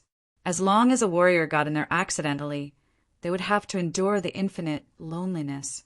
Their hope would be consumed soon, and when their energy was consumed up one day, they would destroy themselves. When the warriors of the Phantom Clan saw the space shattering, they were all petrified. As those lightning strikes moved around, the beautiful palaces turned into powder, disappearing into the slits. The fairyland territory of the Phantom Clan was now a ruin, and it would transform into a horrible hell soon. Fanda Lei and Cantasy were frightened. They didn't think that Shuryen could be so fierce and evil. When he turned into the absolute beginning body, he had also become the most brutal demon who didn't care about any lives. At this moment, they suddenly recognized what catastrophe Shuryen had brought to the Devouring Clan, the Soul Clan, Ancient Monster Clan, and Black Demon Clan. They finally understood why the Serene Prison and the others had sworn to kill him at any cost. "Don't! My fellows are innocent." While Shuryen was crazily showing his power in an attempt to slaughter, Meiji didn't mind the silver star chains coiling her as she screamed at Shuryen in the void. Many members of the Phantom Clan were persuaded to work with Cantasy and Fanda Lei, convinced to support the two. However, most members of this group didn't want to join the war between the 7 clans. As Cantasy and Fanda Lei had deluded and deceived them, they gradually accepted the plan. However, at this moment, seeing Meiji in confinement to protect them, the soft spot in their hearts was touched. "Meiji is a member of our clan. No matter what, unchain her first." "Fanda Lei, release her. We won't allow a civil war. Never." For the time being, the Phantom Clan fellows screamed and yelled to protect Meiji. They were screaming while walking out of every corner to call for the members of the Phantom Clan. A large group of warriors had ignored Fanda Lei's guards to storm toward him, trying to help Meiji get rid of the confinement.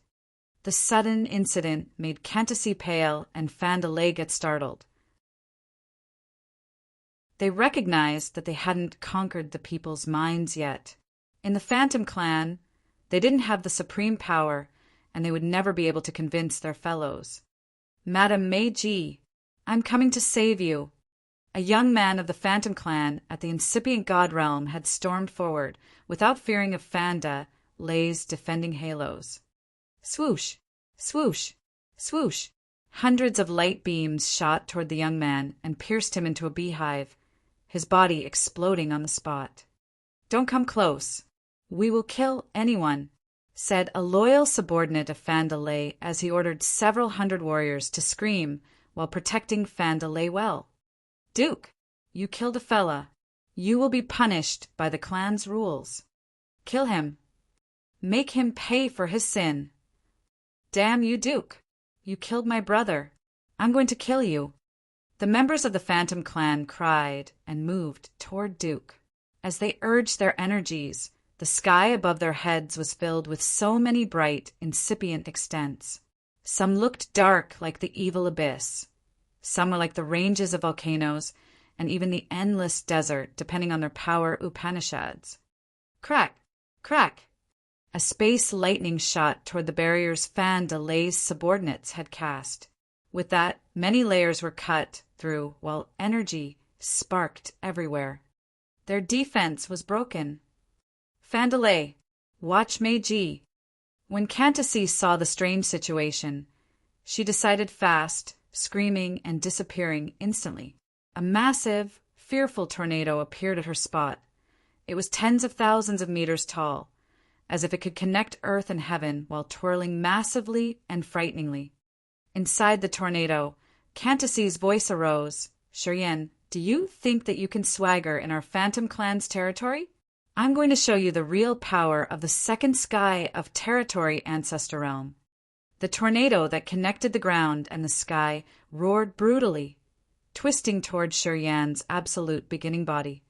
Instantly, a sandstorm arose amidst the thunderbolts and twisted space, while beams of light shot over from outer space. This doomsday scene shook everybody, and the low realm warriors shivered in despair. They didn't know what to do in this apocalypse. Boop! Boop! Boop! All of a sudden, a blood energy column shot out of each of Shiryan's acupuncture points. Those blood columns were made of negative energy, filled with furious, destructive energy. There were 720 blood columns from 720 acupuncture points in Shiryan's body. Shortly, they turned into 720 massive blood dragon, each of whom was more than 10,000 meters long, stinking with a murderous aura. 720 dragons hissed and roared, barging into the tornado. Boom! Boom! Boom! The blood dragons twisted and attacked the tornado, frantically, striking Cantacy inside.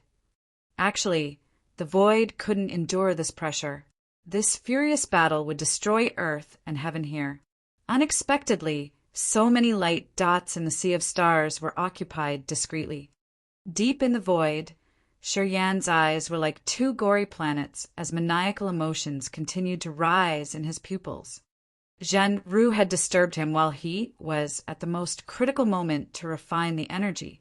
He had to endure the backlash to fight forcefully against Zhenru and Cantacy.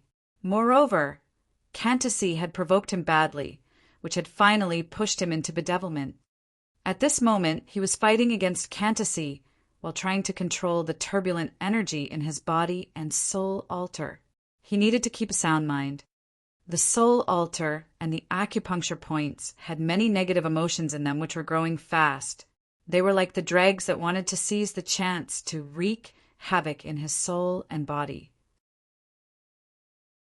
The power Upanishad symbol tower shot a magical light column that shone upon his territory and sea of consciousness, eliminating Zhenru's two kinds of evil creatures. But the power Upanishad symbol tower didn't retrieve the light yet, still shining brightly. In his territory, a new species was generated as the strong light shone about.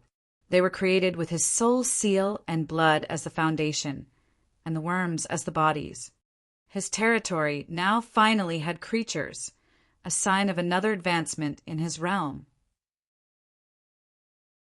However, at this moment, the new residents of his territory were affected by the negative emotions and soul energy, turning evil and destructive. It was a sign of his unstable realm. He had to spend more efforts to control those creatures, which were about to evolve in an uncontrollable path. He wanted them to evolve in his way. Deep in the void, Shi shivered, and he turned to check his abdomen.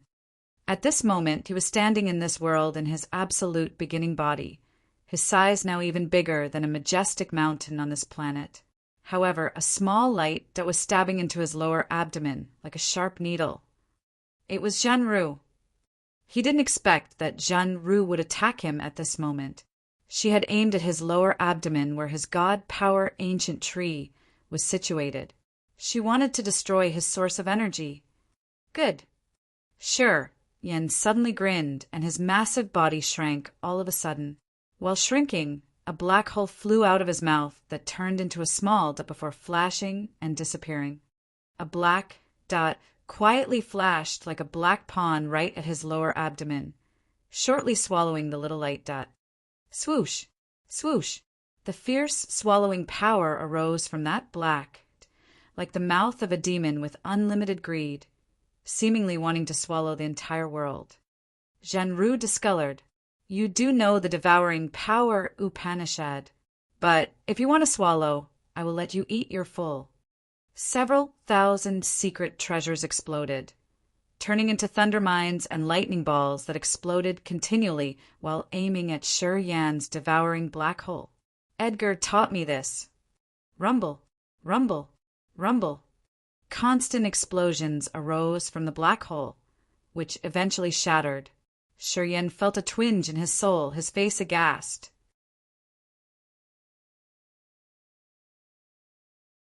Chapter 1560. The Second Sky of Territory Ancestor Realm.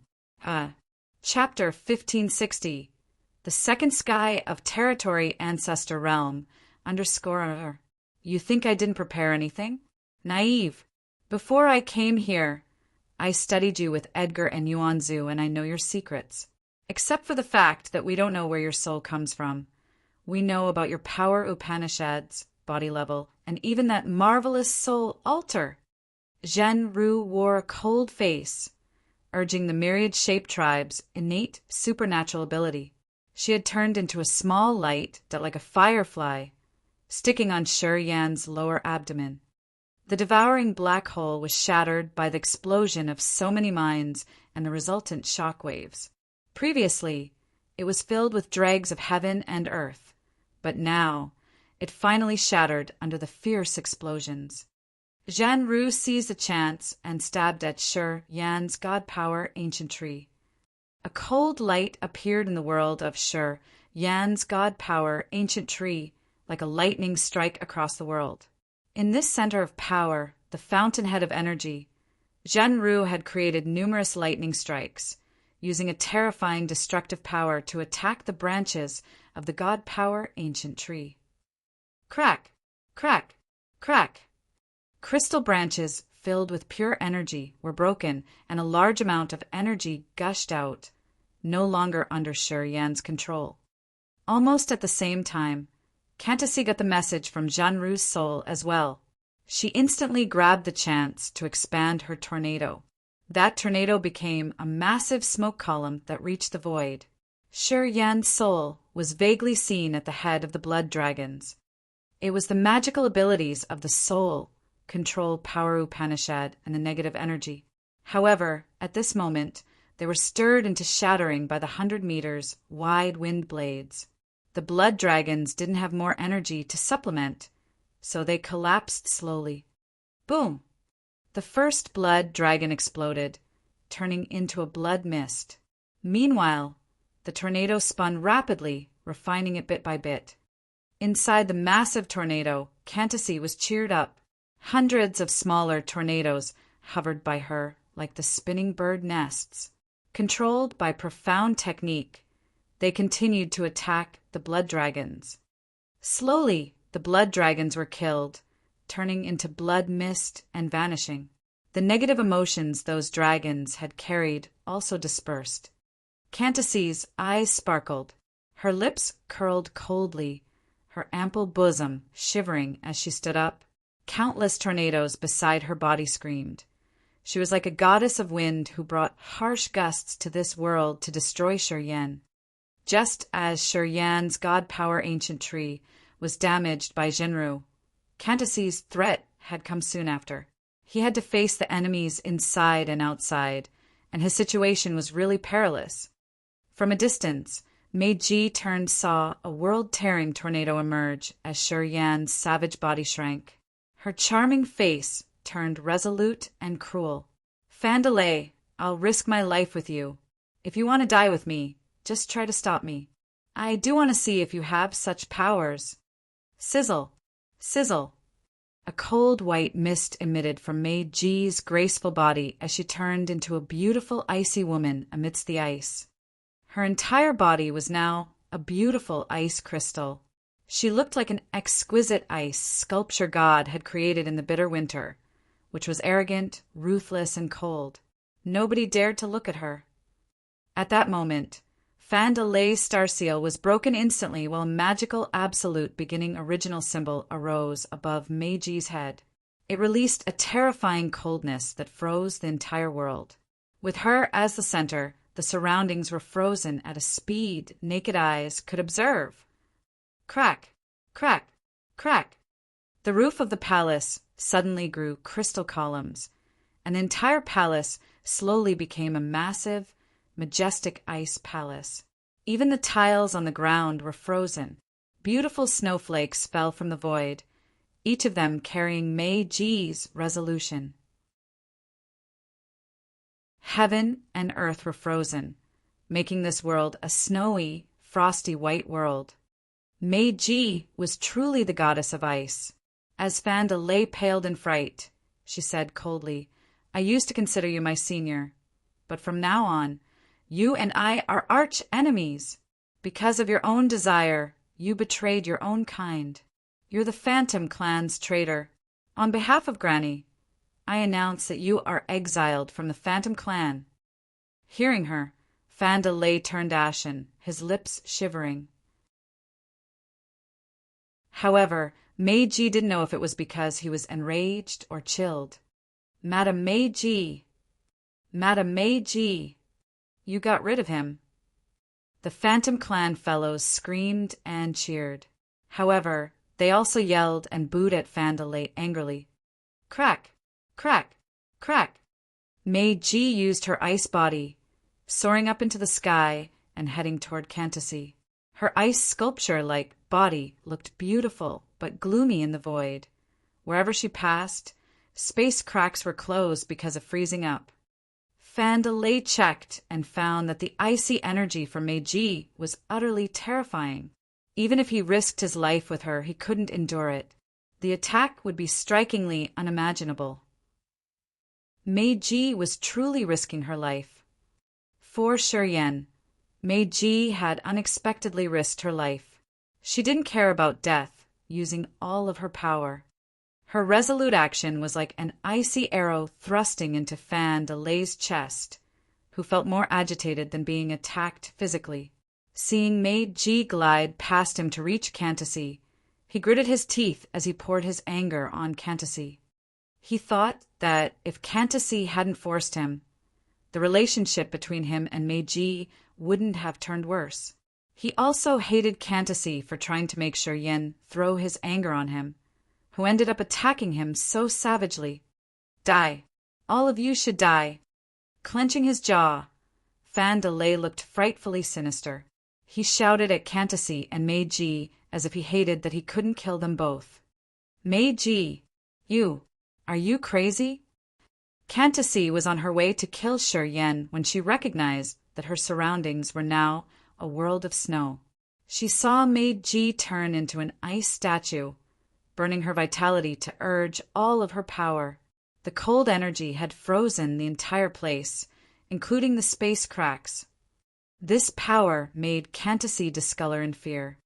Meiji didn't say anything, just gazing at Cantacy while furiously urging her ice power Upanishad. Countless ice mountain grew from the land, turning into several thousand meters long swords that aimed at the latter. The place was covered with a terrible snowstorm covering Cantacy. The entire world was vague and hazy amidst the white snow. Added with Cantacy's howling tornadoes, this territory had become so maliciously harsh. The members of the Phantom Clan had their vision blurred in this world of snow and storm, only able to hear some earth-shaking explosions and nothing else. But they all knew that Meiji was only at the first sky of territory ancestor realm. Of course, she wasn't an equal match for Cantasy. They also knew that with each passing minute Meiji acted persistently, she was 1 minute closer to her death. Madame Meiji. Many young men of the Phantom Clan called Meiji's name while sobbing, their faces twisted in agony. They faced the sky, looking at Shi Yan. Behind the terrifying snowstorm, Shi Yan had returned to his normal shape, his face distorting as if he was struggling against his inner demons. He didn't look like he was aware of the surroundings. For you, this woman doesn't care about her life, burning her vitality. I'm so surprised, though. Zhenru's voice arose from his lower abdomen. If she hadn't stopped Cantasy, you would have died already. But what's it good for? How long can she stop Cantasy for? She courts death. Boom, boom, boom. Zhenru was destroying many branches of Shi Yan's god power ancient tree. Pieces of crystals and energy scattered everywhere. At that instant, a dazzling light shot out of the Power Upanishad symbol tower, emerging in Shi Yan's sea of consciousness. That light pierced through the void, gliding across many spaces before it entered his lower abdomen, where was situated the magical world of his god power ancient tree. Unimaginable. The strong light acted as if it contained Shi Yan's soul consciousness, hitting Zhenru precisely. In this endless sea of stars, no race, creature, planet, or divine weapon could resist this light. As soon as the light pierced through Zhenru, she was left with a massive hole in her chest. It was like a sword had stabbed into a thin sheet of paper. Zhenru's chest was pierced through easily and smoothly. This light aura, my goodness! Zhenru clutched her chest in fear inside Shi Yan's god power ancient tree. However, as soon as she touched that light, her fingers were cut off.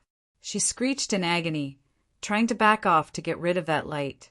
I finally know why my pure gold spirit ants perished.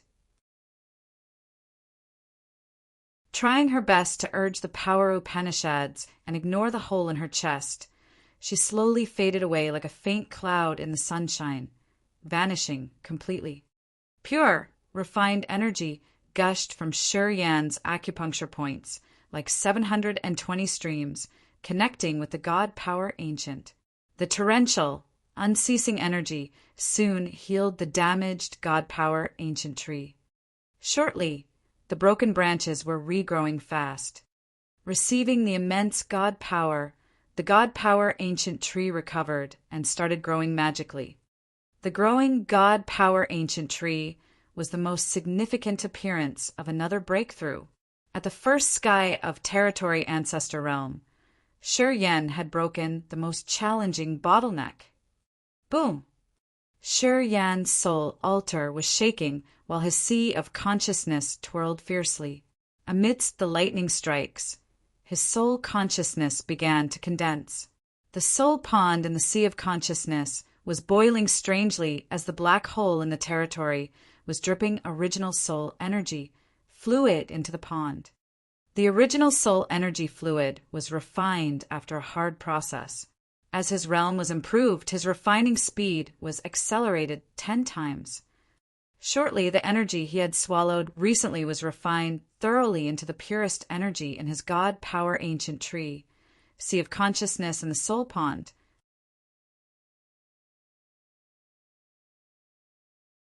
Chapter 1561, Invincible. Invincible. Chapter 1561, Invincible. Invincible, _. Cough, cough. Zhenru reappeared outside, her slim body shivering. She clutched her chest and coughed her lungs out, dark blood slowly dripping through the slits between her fingers. She had fear in her eyes for the first time as she looked at Shi Yan, who was like a still rock from a distance. However, she didn't dare to seize the chance and attack him. Slowly, a terrifying aura arose by Shurian. Zhenru could feel him getting stronger after each second. Zhenru felt insecure, hesitating whether to leave or stay. At the same time, she was baffled. Even though she was pierced through, her body wouldn't perish because of the horrible wound. But if she continued to fight, the wound would be torn further. It was so bad that she had planned a lot of things but now had to run away helter-skelter. She didn't want it, as she still wanted to try a battle with Shurian. She turned to watch the battle between Cantacy and Meiji instinctively. It was a place where wind and snow twirled, and she couldn't see clearly. Although the others couldn't watch the battle because of the hindered vision, it wasn't really tough for Zhenru at the second sky of Territory Ancestor Realm. She observed for a while and felt a little safer as she found that Cantacy had the upper hand in that snowy, windy area. Meiji was burning her life to fight and would be killed soon. She saw a slight hope, so she was more determined to stay. Right at this moment, Shurian suddenly opened his eyes, which contained a mysterious, dark area. It seemed to be the borderless sea of stars where hid the ultimate secret of this world. That light column. Zhenru was shaken hard. She drilled in Shurian's eyes as unlimited desire churned in her heart. Oh, still got the guts to linger. Ha! Shurian licked the corners of his mouth, grinning fiendishly. His eyes weren't crimson anymore, his face harsh and brutal. He appeared with no sign of bedevilment. Almost at the same time, numerous massive space sabers emerged in the void of the Phantom Clan, uniting into a several thousand meters tall saber. It was a giant space sword. Sure, Yen lifted his head up. The giant space sword hovered above his head, having the void there. He raised a finger, pointing at Zhenru.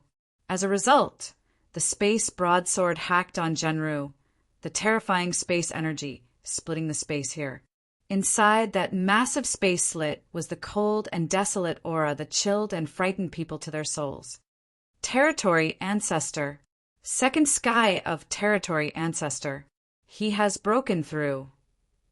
Zhenru sighed bitterly while looking at the space broadsword slashing across the void. While pondering, she made a quick decision, turning into a thin wisp of smoke and disappearing. Sure, Yen hovered still, his face indifferent. Not that simple.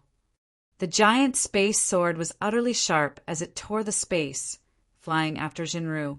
The space in its way was split apart, and a formidable trench was created as the sword moved. It looked like a world of eternal loneliness was created by his slash.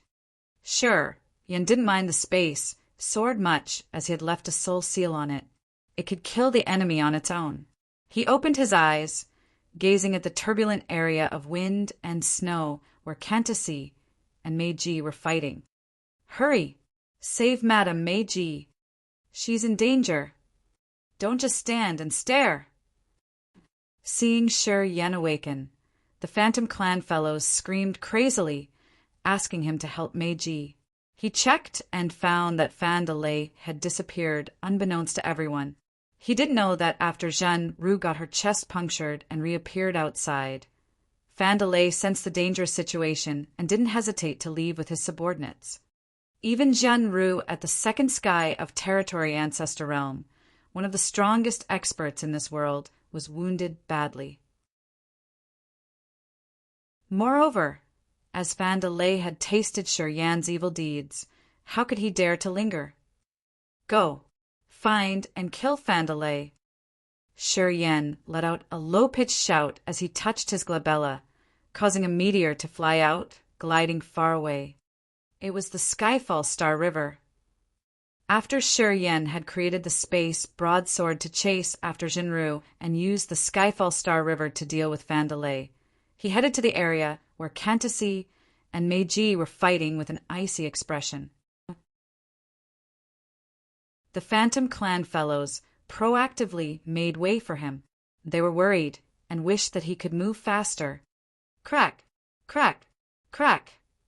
Strange energy waves came as if some invisible walls were pressing toward Cantacy and Meiji, trying to lock that area. Inside the chaotic area, Cantacy were overwhelming while Meiji, with her bold and fearless power, was trying to resist her. Meiji had turned into a beautiful ice sculpture which was so crystal clear and noble that nothing could compare with her.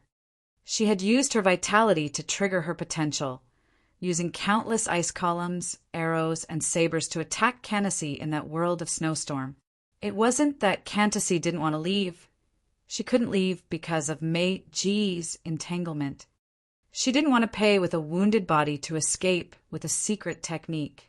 Thus, they were still battling. However, when she heard the strange noise, she finally discolored. As the others thought that Shiryen was moving slowly, Cantacy knew what those strange space energy ripples were. Shiryen was strolling and not hurried. It wasn't that he didn't want to rush. He was actually using space energy to lock the space over there first. He wanted to capture Cantacy, like picking up a crab inside a net. Cantacy was panicking. Zhen Ru had escaped and Fan De Lei had run away. She knew that Shiryen had had something earth-shaking happen to him. She was sure that Shiryen was very formidable now. Otherwise, why would Zhen Ru, one of the 10 great territory ancestors, have to run without a known reason? Hearing the noises of space being tightened, Cantacy gritted her teeth. She didn't care about a massive ice saber hitting her, so the pressure made her vomit blood and her body began bleeding. As soon as a drop of her blood oozed out, it exploded into a blood tornado. The tornado covered her while spinning furiously. Gusts of strong wind and tornadoes burst off in this world of snow and wind, creating layers of thick wind that covered her. When Shiryen got in there, that hazy area subsided and became clearer to the eyes. Meiji's body shook as if she was about to fall, her body seeming like a shattering ice statue. She screamed, "Cantacy wants to run away." The massive tornado fiercely headed toward the infinite void while she hadn't finished talking. Shiryen sneered, clasping his hands. Right after that, a massive hand seal congregated from evil powers like death, desperation, corrosion, etc., was cast above the tornado. The hand seal fell into the tornado, moving deeper inside. All of a sudden, a chain of explosions arose from the tornado as an earth-destroying energy rippled out, chilling the onlookers. Meanwhile, Cantacy's shrill scream sounded from the tornado. "Shiryen, you and I can't stand under the same sky." Boom! The tornado went off and dispersed fast, but Cantacy wasn't in there. No one knew where she was gone. Anyway, blood sprinkled from the exploding tornado. The ground, covered in ice and snow now, was decorated with dots of blood. Apparently, although Cantacy had escaped, she couldn't dodge Shiryen's bold strike fully. Looking at the blood on the ground, the others knew that her wounds were severe.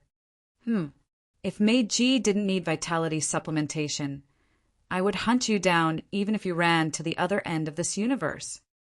Sure, Yin said, and then appeared by Meiji all of a sudden. At this moment, Meiji's ice was melting. After she relaxed, she seemed no longer able to bear the backlash, withering like a dying tree.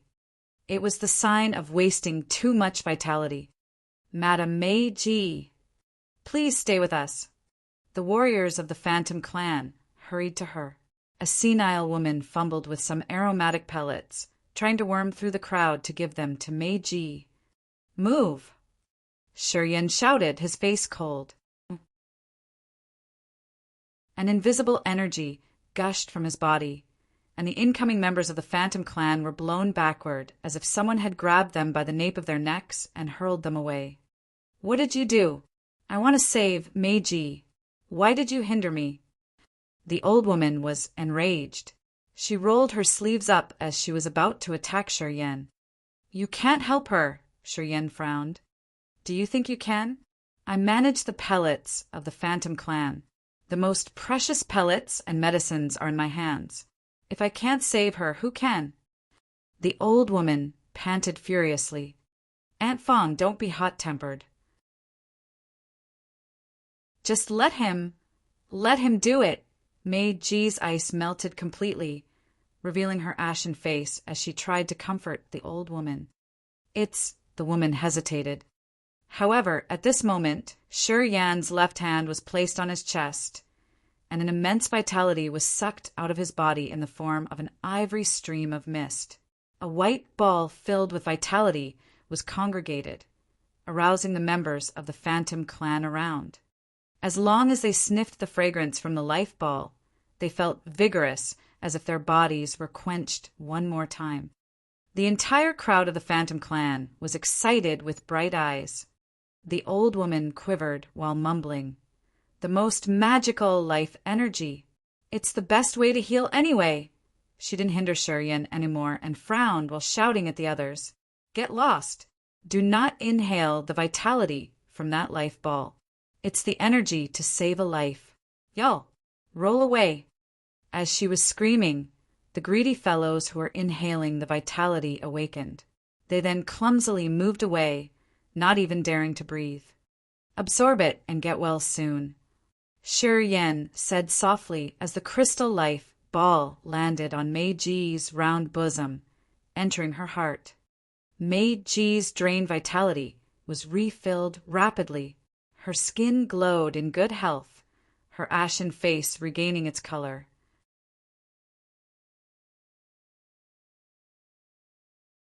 Chapter 1562. Shoulder Great Responsibilities. Chapter 1562. Shoulder Great Responsibilities, _.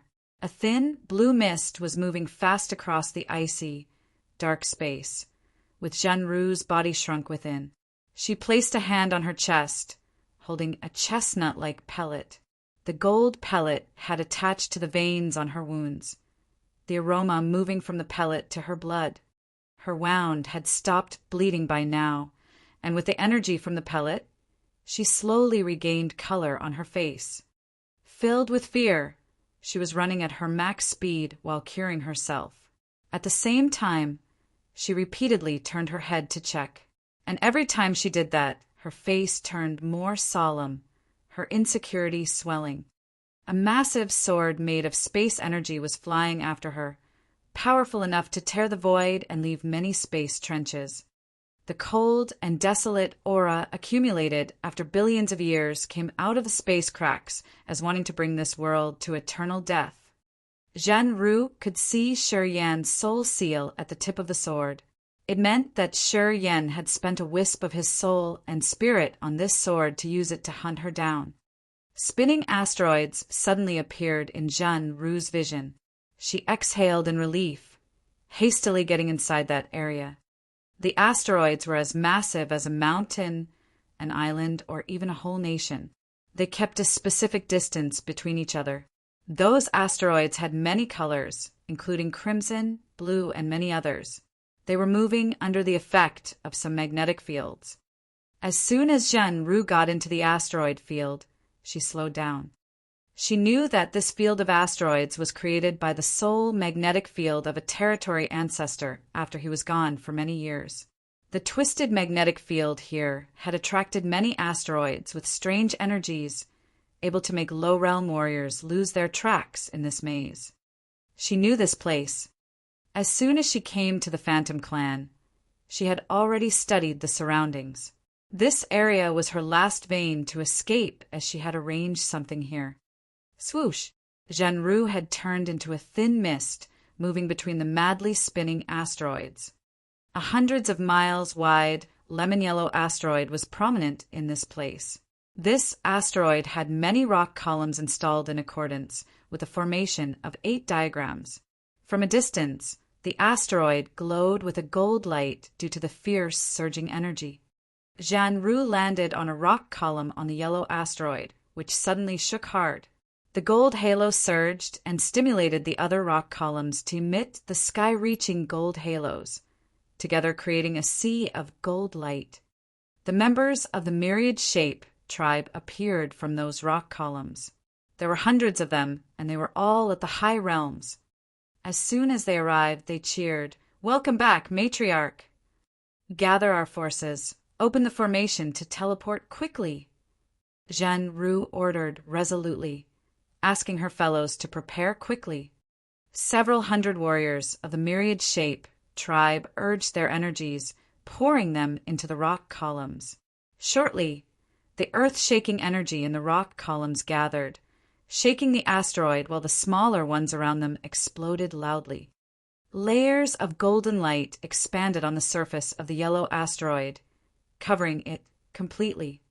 Strangely, as the gold light was expanding, the asteroid shrank as if it had inherited the innate power of the myriad shape tribe and could resize freely. Zhen Ru wore a cold and serious face. She didn't dare to relax, watching the area behind them cautiously. Boom! Boom! Boom! The ear-piercing explosions echoed as the small asteroids behind them exploded along with the arrival of the dazzling sword, which had crushed all the asteroids in its way into powder. With a terrifying threat, it attacked directly and forcefully. The power that could tear the space barged into the golden halo that had just been formed. Crack! Crack! Just like a broken eggshell, the dazzling golden halo resounded crunchy crackling. As golden sparks were sent everywhere, dozens of myriad shape tribe fellows perished, turning into mist and smoke, not even having the time to shriek. After this attack, the saber light made of space energy had its power reduced, dimming out slowly. The giant space saber attacked one more time and vanished afterward, but the golden halo was shattered along with it. As a result, more than 30 members of the myriad shape tribe were killed directly. Shi Yan, we don't stand under the same sky. I'm sure I will crush your bones. Blood trickled down the corners of Zhen Ru's mouth as she stood on a rock column and gritted her teeth. Her bone-deep resentment glided across space, attacking Shi Yan. Because of her greed, the small population of the myriad shape tribe had lost 1/5 of their members, most of whom were elites. Zhen Ru had to bear a terrible pain in her heart, feeling so regretful. Crush my bones? Haha, you won't have a chance. Sure, Yin put Meiji down and stood up while sneering at the sky, giving an answer to Zhen Ru's threat. At the same time, he rose one hand, grabbing something the void. A brilliant galaxy came from a deep region of the hazy space. It was the Skyfall Star River covered with fresh blood. Shi Yan had sent this weapon to chase after Fandalay. It was blood from Fandalay. The Skyfall Star River shook, causing drops of blood to fall like the red pearl with dark red halos. They rained on many members of the Phantom clan, who were surprised initially, then became thrilled. The Territory Ancestors' blood is really good for you to refine your power and transform your body. Shi Yan grinned. Thank you, bro. Thank you, haha. Great. Many members of the Phantom clan understood the magical effects of the blood, so they screamed and cheered. The woman Meiji had called Aunt Fawn looked worried. She hesitated and then asked anxiously, What did you do to Fandalay? No matter what, he's a member of our Phantom clan. He's one of our rare territory ancestors. Did you kill him? The people who had cheered wore a complicated face, keeping silent. They were all discontented with Fandalay. They understood that Fandalay deserved death, but still they would feel sad if he was killed. This prominent man had a reputation. Even if he had done something wrong, he shouldn't have been killed as a punishment. Meiji slowly regained color on her face, her vitality getting stronger. She opened her eyes, which conveyed a deep sorrow. Fandalay and I used to live in a small tribe. He took good care of me. Sigh. I had never thought that we would turn like water and fire one day. Don't worry. Focus on your recovery. He's not dead yet. My Skyfall Star River only made him unable to scheme further for a short time. I didn't kill him, Shi Yan muttered. Hearing him, many members of the Phantom clan exhaled in relief. Although they were discontented with Fandalay, they didn't want to see him killed by an outsider like Shi Yan. Even Maid Ji couldn't attack someone who used to take care of her. Aunt Fong, please go to the information center to contact Granny. Maid Ji suddenly got something in her mind, her countenance restless. Cantacy and Fan Delay dared to wreak havoc here. I'm sure there would be something going on at her place as well. You tell her to be more cautious. Aunt Fong and many senior members of the Phantom Clan got it, so they hurried to go to the control center at their fastest pace. Previously, Cantacy and Fan Delay's people had controlled their information center, leaving the information control with many shattered crystals. However, the main soundstones still functioned well. Shortly, Aunt Fong and some members of the Phantom Clan arrived at the center, working in there diligently. Sure, Yen frowned while waiting. He also wanted to know about Montese's situation. Minutes later, Aunt Fong and the other members returned with ashen faces.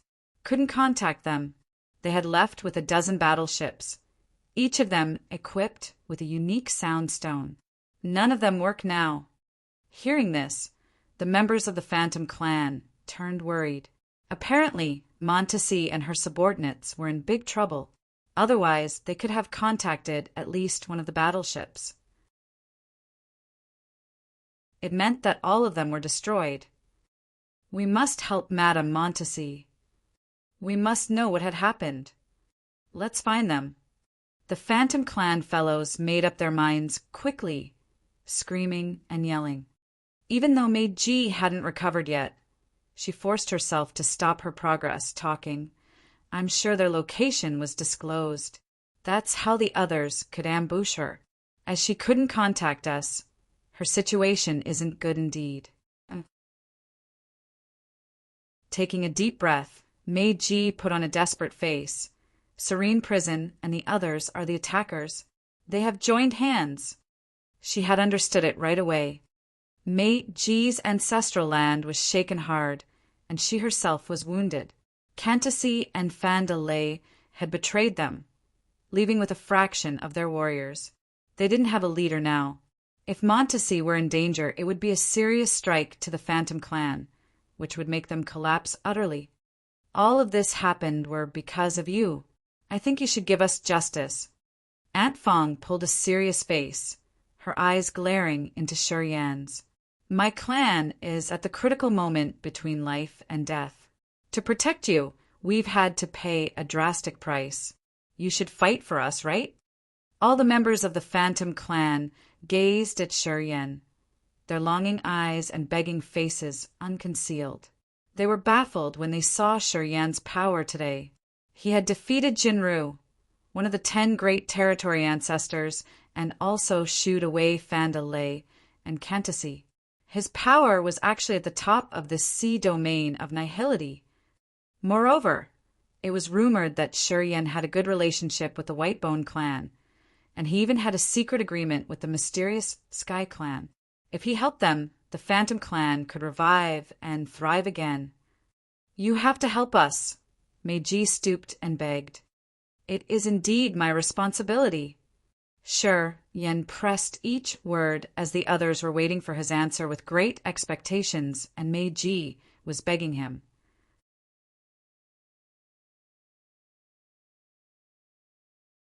Chapter 1563. Is it Doomsday? Chapter 1563. Is it Doomsday _Anusar? In a remote corner of the sea domain of nihility. It was a place where red clouds gathered, many volcanoes growing on that sea of clouds.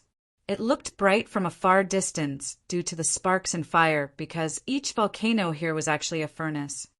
Many warriors cultivating fire power Upanishad were scattered by the mouths of the fiery volcanoes.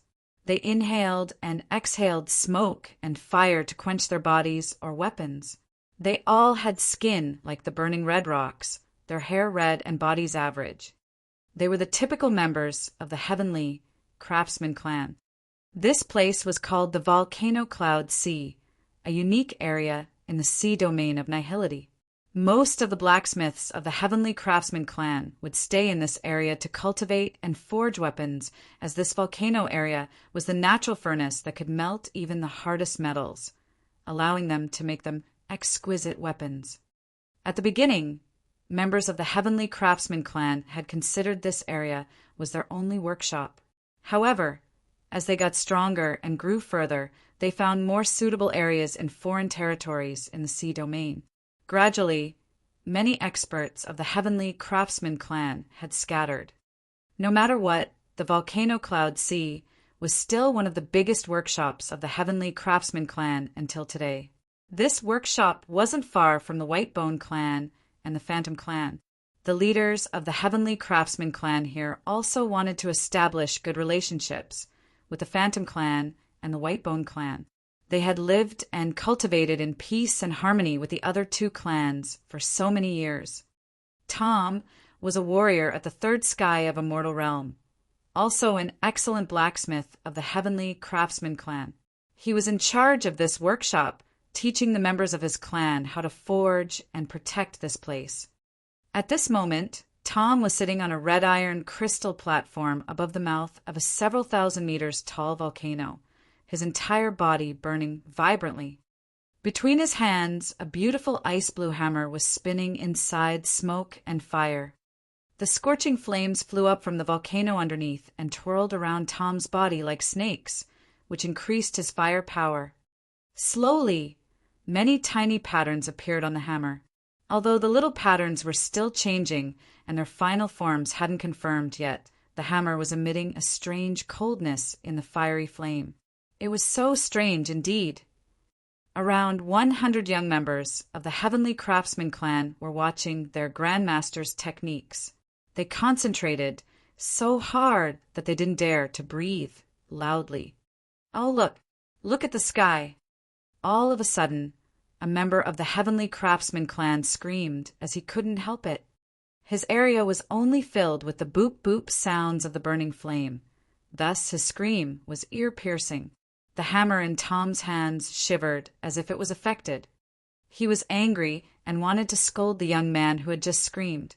However, he was attracted by the fearful eyes of the man looking at the sky.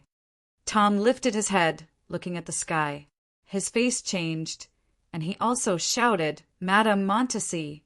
Deep inside the flaming red clouds, several thousand meters above their heads, a petite body appeared. It was Montessy. Her entire body was gory, and she had some small cuts on her little face. At the same time, her clothes were torn like rags. She was Montessy, the strongest expert of the Phantom clan, one of the 10 territory ancestors of this sea of stars. Her name could shake the sky. Many creatures were frightened when they saw her instinctively. But today, she seemed to have run helter-skelter and appeared to be badly hurt. Tom was startled. He pondered for a moment and then shouted, "Get lost, y'all!" Pausing his forging, Tom asked the others to move away. He stood respectfully by the mouth of the volcano, talking anxiously. "I'm Tom of the Heavenly Craftsman clan. Greetings, Madame Montessy. I wonder what do you need us to work on for you? I want to borrow your teleport formation at the core of the volcano." Montessy's voice was weak. She answered him and immediately aimed at the volcano by Tom. Tom was filled with fear. The Heavenly Craftsman clan had spent a lot of efforts to build a teleport formation that connected directly to a secret place of the Heavenly Craftsman clan. They had kept this secret for years, and only the core members of the clan knew about this formation. Why did Montessy know about it? Moreover, the teleport formation led to a remote area, which was so far away from the Phantom clan. What happened to Montessy that she wanted to use the Heavenly Craftsman clan's teleport formation to that concealed area? Teacher, hurry up. Look at the sky. What's going on? The members of the Heavenly Craftsman clan all lifted their heads to look at the sky, their faces utterly frightened and their bodies quivering. Battleships emerged, packing their sky. There were tens of thousands of battleships, each of them carrying 1,000 warriors. Thus, the total number of warriors on those battleships was extremely terrifying. It wasn't what had frightened them. They were petrified when they saw the brocade flags on those battleships, which were the drawings of giant monsters, dark abysses, packed soul seas, and the sky-reaching demon auras. Those were the battleships of the Devouring Clan, Ancient Monster Clan, Soul Clan, and Black Demon Clan. The 4 clans had arrived. Banners with Serene Prison, Edgar, Rupert, and Beverly's crests hovered in front of their fleet. It meant that the strongest experts of the 4 clans were here. The earth-destroying auras came from the sky, shaking the fellows of the Heavenly Craftsman Clan. They didn't know what was going on. This place was relatively rural, and the blacksmiths here didn't pay attention to the general situation of the galaxy out there, or what had just happened in the sea domain of Nihility recently. But Tom knew something. Seeing the fleets coming like clusters of black clouds that were stretching thousands of miles in the void and connecting it to Montesi's wounds, he immediately knew what had happened to the latter. Tom, if you let her escape through your teleport formation, your Heavenly Craftsman Clan will be erased. All the members of the Heavenly Craftsman Clan scattered around the universe will be hunted down. We won't spare a single fellow of your race. Behind Edgar was the endless darkness where the members of the Devouring Clan were hidden. He observed while talking coldly. This is the battle between the 7 clans, so you guys better not interfere. You don't want to know the consequences, said Rupert. Anyone who dares go against us will have to die. Beverly said in his coldest and harshest voice. Serene Prison didn't talk to the members of the Heavenly Craftsman Clan. He only gazed at Montesi landing on the mouth of the volcano, talking indifferently. You can't leave. On the way here, we've killed all of your companions. You are alone now. You could come here because of your time power Upanishad. As you are engaging in a battle of attrition with the 4 of us, how can you defeat us? On the way to this area, every time they were about to catch Montesi, they would feel dizzy, and their souls would get flustered. After they had recovered, they would find themselves at the location they used to be 40 seconds ago, which would lengthen the distance between them and Montesi. Every time Montesi used her power to bring them back dozens of seconds ago to stretch the distance between them, she could run a little further. Serene Prison and the others knew that even if Montesi was strong, she couldn't endure using her power for a long time. They knew this from the wounds on her body. Actually, those wounds weren't created by Serene Prison. It was the price she had to pay for rewinding time. She had to use her energy significantly. They weren't hurried, but happy as Montesi did that. What they were afraid the most was that Montesi, in her frustration, would accumulate her best power to fight against them. Once Montesi exploded her soul altar to use time power Upanishad for the last time, she would distort the time current, which could make them pay a terrifying price. Rumors said that the ultimate time power Upanishad could bring the enemies to the past when they were the most vulnerable. As Serene Prison and the other 3 were at the second sky of Territory Ancestor Realm, they had accumulated for years to reach their current attainment. If Montesi took risks and neglected her life to rewind time to thousands of years ago, Serene Prison and the others would have their realm reduced. Tens of thousands of years ago, Serene Prison and the other 3 were at the incipient god realm or immortal realm. If it ended up happening, they would vomit blood in anger. They would need tens of thousands of years to accumulate energy to re-reach their current realms. It wasn't the result they wanted to see. For this reason, they didn't dare to force her. Quite the contrary. They hoped that Montesi had some hope to continue to consume her soul energy and rewind for a short time like she had done. At the moment her soul pond was drained, they would join hands to control her or even kill her directly. They were cautious to plan thoroughly, and they thought that they could carry on their plan for a while. However, Montesi came here with the plan to use the secret formation of the Heavenly Craftsman clan to run away. This would destroy their plan completely. They had to stop her. If Montesi left, the consequences would be terrible.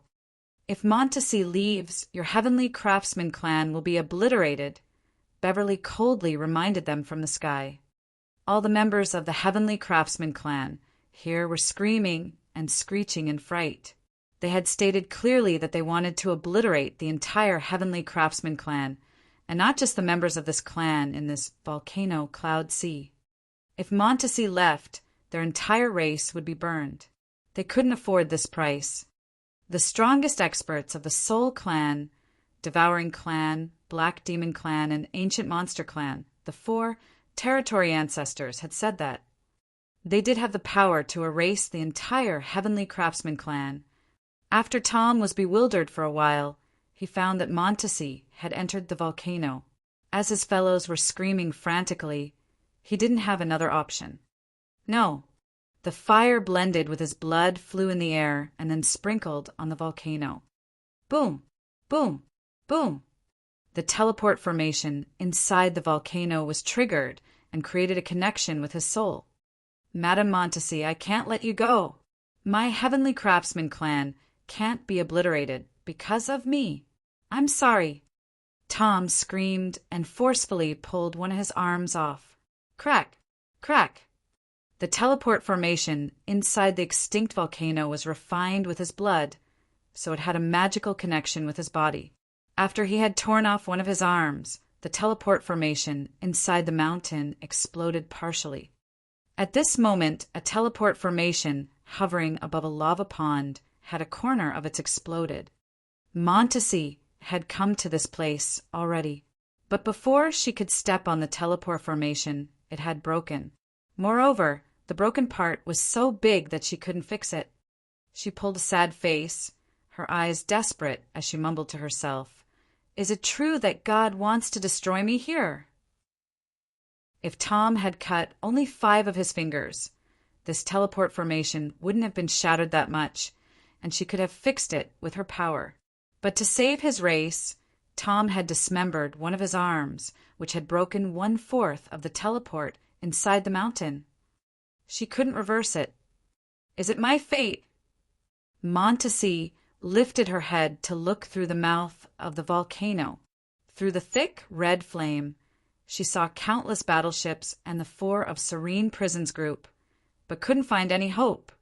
You're tuning in to the Thunder Spear YouTube channel. Don't forget to subscribe and join us on this journey to catch the most captivating stories.